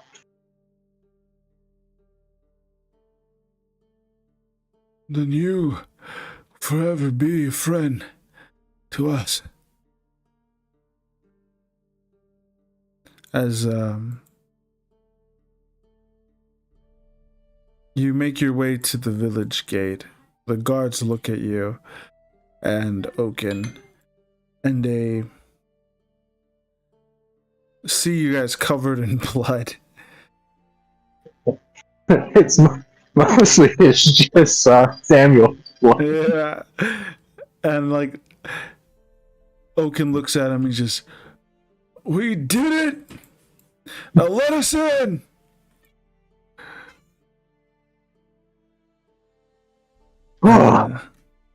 As the gates begin to open slowly, you see the chief. Get out of here. You see the chief looking at you guys, and this giant smile spreads across his face. "So it's been done?" Well, this one's been done, but I hate to say you guys might not be out of the woods, so to speak, here, because we ran into another problem while we was out there. So, but you don't got to worry about something coming through the air and snatching up all your cattle no more. So, yeah, it's done. What was it? As he pulls out the griffin's head, it was a goddamn griffin. It was real mean motherfucker too. Damn near took me out.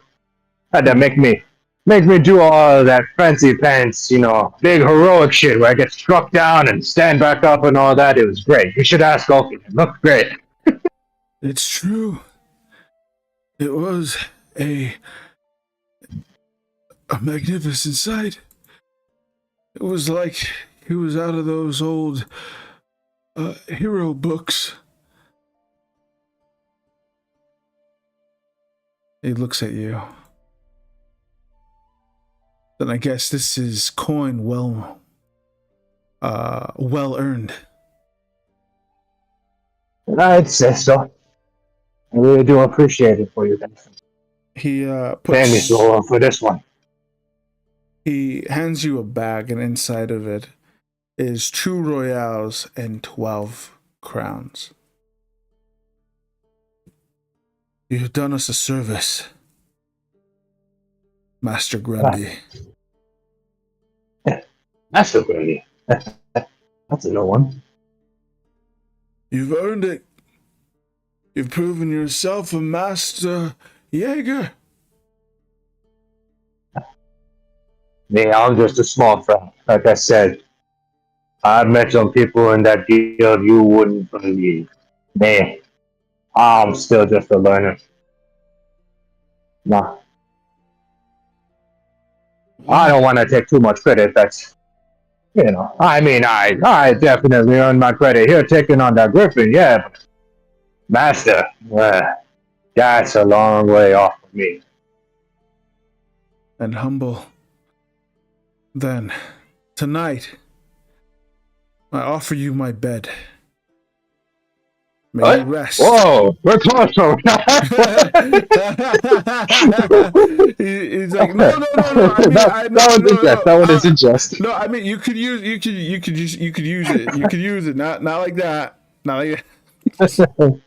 I'm joking. He doesn't actually say. God. It's like my sister has cooked more than just venison steak. We weren't sure if you'd come back, but we did save you a plate. Rest up. Thank you so much. Rest up and eat. In the morning, we celebrate this victory. Indeed. Thank you all. As Grundy's gonna go find the nearest place to sit down and take another breather. He's still feeling it after that fight. Like, he did take a nice good while to rest. And the walk back is making him realize just how much of an effort he put into it. As you it sit just keeps down, getting better and better. as you sit down, the chief walks over to the lodge or to the cottage to get your quarters ready. And Oaken comes over to you. You're a friend to the village. We'll throw you a celebration that you will never forget. That's a promise. It was an Don't keep honor. thanking you guys enough. I mean, lavishly too many of this. I swear.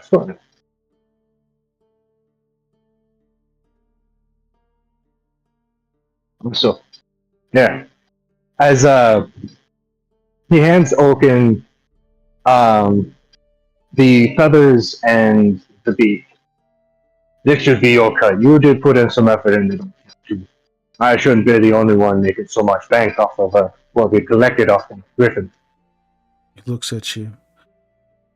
Are you sure? Hey, I've already got paid so well by the village. I mean, I'm not hurting. Thank you. And the beak shall be a glorious dagger. And these feathers will fashion into arrows. Make sure that beak becomes a village heirloom or something. Something real nice, something real special. Make sure they tell all the tall tales of old Samuel Grundy when they're down. Of course. That I do want to make sure. Of course. My granddaughter is asleep currently, but I plan on telling her your tale as a bedtime story. For as long as I draw breath, Samuel Grundy will be a name spoken within this town, as long as the gods smile upon us. I think it can. Come on. I suppose you probably understand. Fight like that, man's gonna need his rest. So, wake me up when they bring me the food, okay? Of course. Oh, As he walks back to his lodge, and the night passes, They feed you. They give you a bed.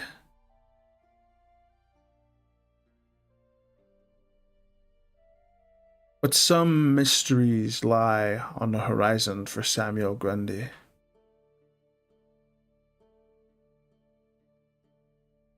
What was it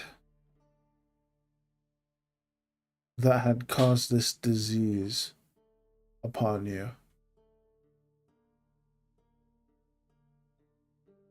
What were those wolves really up to? As you wake up in the morning with one level of exhaustion, this mystery hangs in the air. And despite the good times and the merriment,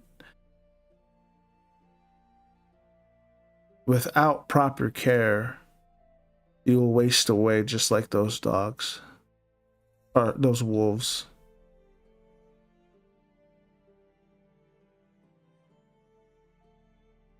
That is where we will conclude today's one shot.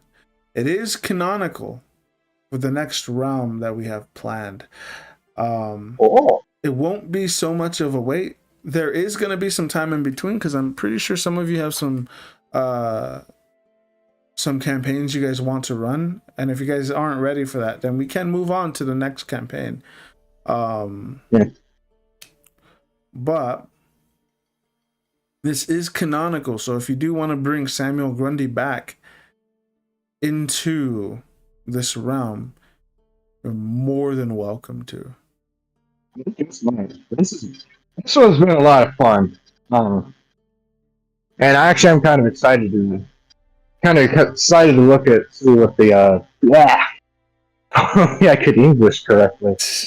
I'm kind of excited to see the further down the class tree this Monster Hunter goes, because it's actually really cool and a lot of fun, and I think it's has a very damn good mix of combat capabilities and roleplay capabilities. So yeah, it does.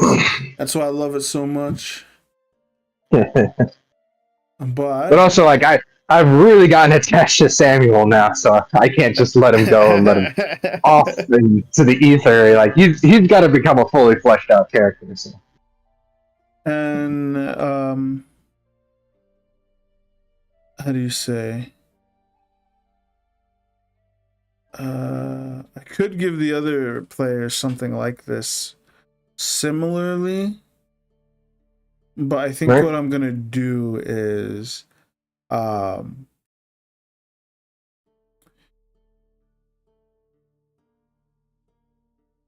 thinking actually, yeah, maybe. I'd have to even it out so everybody's kind of on the same page here. Yeah. I would say just dump them all into the world where it's at, and it's oh hey, yeah, no, Samuel is pretty set for life. You guys better be good friends with him. Yeah, I mean, it wouldn't be too much of a power gap, honestly. And the wasting disease that you currently have, that's a pretty good offset. Okay. It could offset the fact that you have this money. You know what I mean? Yeah. Because it is a pretty big thing. Yeah. But what I will have it do, gameplay wise, is it will bring you back down to 3rd level. Yeah, that's good. Just because, it is a wasting disease. Yeah. But I like Samuel Grundy. He has a lot going for him right now. Well, that's the thing is, like I said, I mean, just by trying to come up with this little backstory there. I think I've actually got the bones of a pretty good story to tell with him. Mm-hmm. I mean, this future campaign, the one that we just played right now, the one shot, the story isn't gonna be this world-ending event. Like there are like world-ending entities out there, but they're either like sleeping or they just don't really want anything to do with the world. Yeah. And in this world, the gods themselves, they're still the same, you know, like outsider type gods, but Right. they do have a presence that you can feel. Yeah. But this is the type of feeling that I'm going for in the next campaign. Very personal. You guys are the ones that are gonna set the pacing. You know what I mean? Yeah. Like this one, you could have taken it any way you wanted to. And that's Yeah, how... I kind of noticed about it much because it was like I had actually caught myself at one point when we were discussing like what to do about, you know, like trying to set up the trap for it or try and track it, and I kind of had to catch myself. I was like, no, it's not like you know you're gonna do one thing and then miss your chance completely. It's like there's different ways to handle this kind of fight. Which I really do kind of like that kind of feel, that kind of pace. And like you say, I really do hope that we can kind of get into it, kind of like you said, with like our own pacing with the rest of the story, like the general campaign. It'll be a lot more casual, a lot more fun, like you said, a lot more personal. Because it's gonna be, there is a main through line. I think a story just needs that, like a main through line, like a campaign goal. But yeah, it's not a goal where it's like you got to do this, you got to do that, and you got to do this, and you got to do that. Otherwise, the world's gonna end. Like the ticking clock, if it gets in the way, it can really kind of like, you know, diminish that ability for us to actually kind of do what we really want to do. Because like, you know, because I think what made this Blood War so short was that in a previous Blood Wars, I would tell you there's a ticking clock, but because you guys didn't understand what that meant, you guys were more like, oh, well, I mean, we can, it's not as if it's going to end tomorrow, so let's go off and do this adventure, you know? Yeah, because I think most of us are working off of like that video game logic of like, you know, the story missions or the clock only advances after we engage with like the story missions. It's like we had just assumed that we'd have time to take on the side missions and you know, get onto it and all. And in this one, you guys are like so hyper focused on the main story. Like, it's not the wrong way to play. It's just a lot different from how you guys played it before, because now you guys are more aware of the clock, and you're like, okay, we can't give them time to grow their strength. Yeah. And that's why, like, I'm gonna give some more RP next week in Blood Wars for you guys. But for the most part, depending on how you guys feel, the final battle could happen next week. Like, could happen. It could happen. Like, it's at that point where it could happen or it could not happen. Like I said, you're gonna give us some RP. I've got a lot of RP that I'd really like to do with Reckon, especially now that he's back in the Oxus Empire. Because primarily, like you said, you know, tied to his I will like what kind of the stuff we've established as part of like that his backstory. I'd like to get in a couple of interactions with certain people. I do really kind of regret not taking it slightly slower when we were in Tarami. Because I think that would have also helped inform a certain amount of like his backstory as well. Some interaction there that we try and get into, but you know, it's fun. Like, And for this one, I know one big thing that I have been fucking up on is not keeping my mouth shut. Yeah. Like when someone asks me, is this what we were supposed to do? I'm like, whoa, there was this way that you could have done it, or this way you could have done it. Yeah. Like, but in this one, I'm more like, I'm going to be more tight-lipped about everything. So I'm not really going to tell you what the right decision is or what the right thing is supposed to happen. Like, in this one, it could have gone pretty bad. I'm not going to tell you how it could have gone bad. But please tell me. I need to know. It's going to eat away at my mind. But if you did stumble into that, I wasn't going to give you any warning that that's what you were doing. Yeah. Like, if it ended up starting to go bad, I would just RP it out rather than telling you, like, this is what's happening. You probably should do this or do that or do, like, this or that. So in this one, it's less of me giving you guys, how do you say, a right path and a bad path. It's more of paths with different endings. I'm not really looking at them as good paths or bad paths. Like, how do you say? It's going to be a very silly campaign, for sure. But when the serious moments come, they are going to be serious moments. Like, that's for sure. Right. And that's what I'm looking forward to, because like it's one thing when you guys are trying to save the world and you RP that out, but whenever you guys have like personal stakes into it, I feel like that's going to open up some pretty good role play. Yeah. So your guys' backstories are going to be the focal point.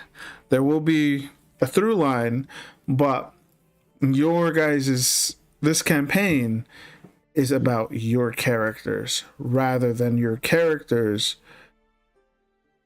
doing stuff. Yeah. No, I can't wait to do it, man. Sounds like a lot of fun. And after what we experienced here, I mean, I'm already liking it. it's like the one thing that I am probably going to do is I'm probably going to get rid of the capstone abilities.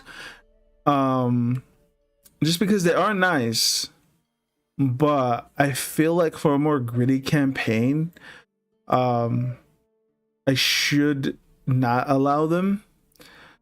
Right. But what I will be doing is the capstone ability for every ability is going to be the same thing, where if you get a 20 in something, you can choose for it to be your, what would you say, your pillar? And you can increase it past 20. Right, I get you.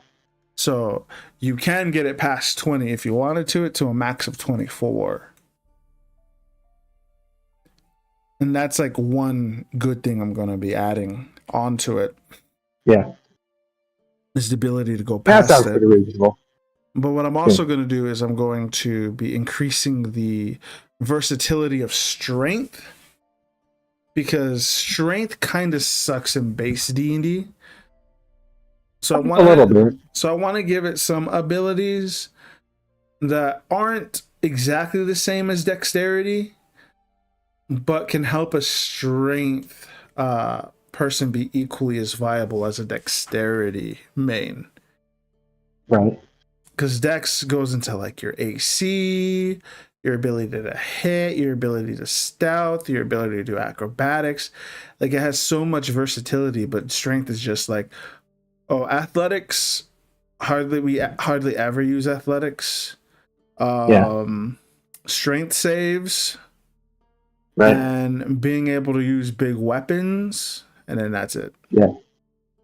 Yeah, because that's always the things like I've always seen is strength has only ever been good for if you want to be the guy who uses, the big special weapons. Mm-hmm.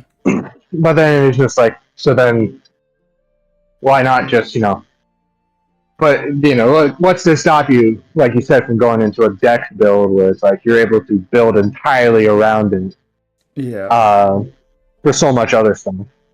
Like strength is like, if we were to do it currently, it would be a dump stat if you're anything other than like a barbarian. Yeah, I think my last three characters, or my last two characters were basically magic based strength dumps.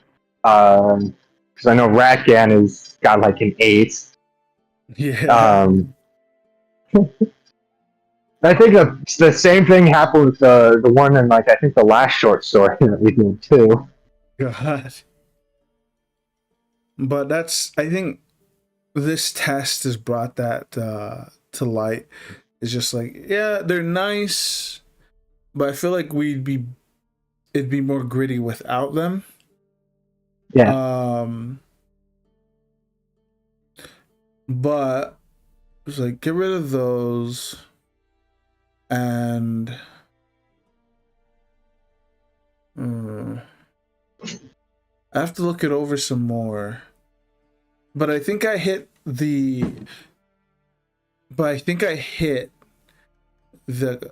right chord, or the right balance between silly and serious. Yeah. No, I definitely think you hit it just right with this one. Hey, so are we still streaming? Yeah, we are. This is getting into us just discussing what's going to come next at this point. Yeah. All right. Well, we're gonna end it there for tonight. I hope you guys stuck around for a little rant sesh at the end. We will be coming back next week. Miss Ducky won't be here, but I'm gonna help her get her stuff on paper so she can be here on her phone. And we will either finish next campaign or we'll play it out. Either way, we'll be back next week. I hope you guys enjoyed today's session. If you guys fell in love with our beautiful, beautiful voices, feel free to subscribe. If you if you like the episode, please leave a like. If you guys fell in love with our beautiful, beautiful voices, feel free to subscribe. And don't forget to give us a ring-a-ding so you don't miss a thing. And until next time, Doksha. And also, I'm going to have a drunk stream tomorrow. See you later. What? Oh, shit.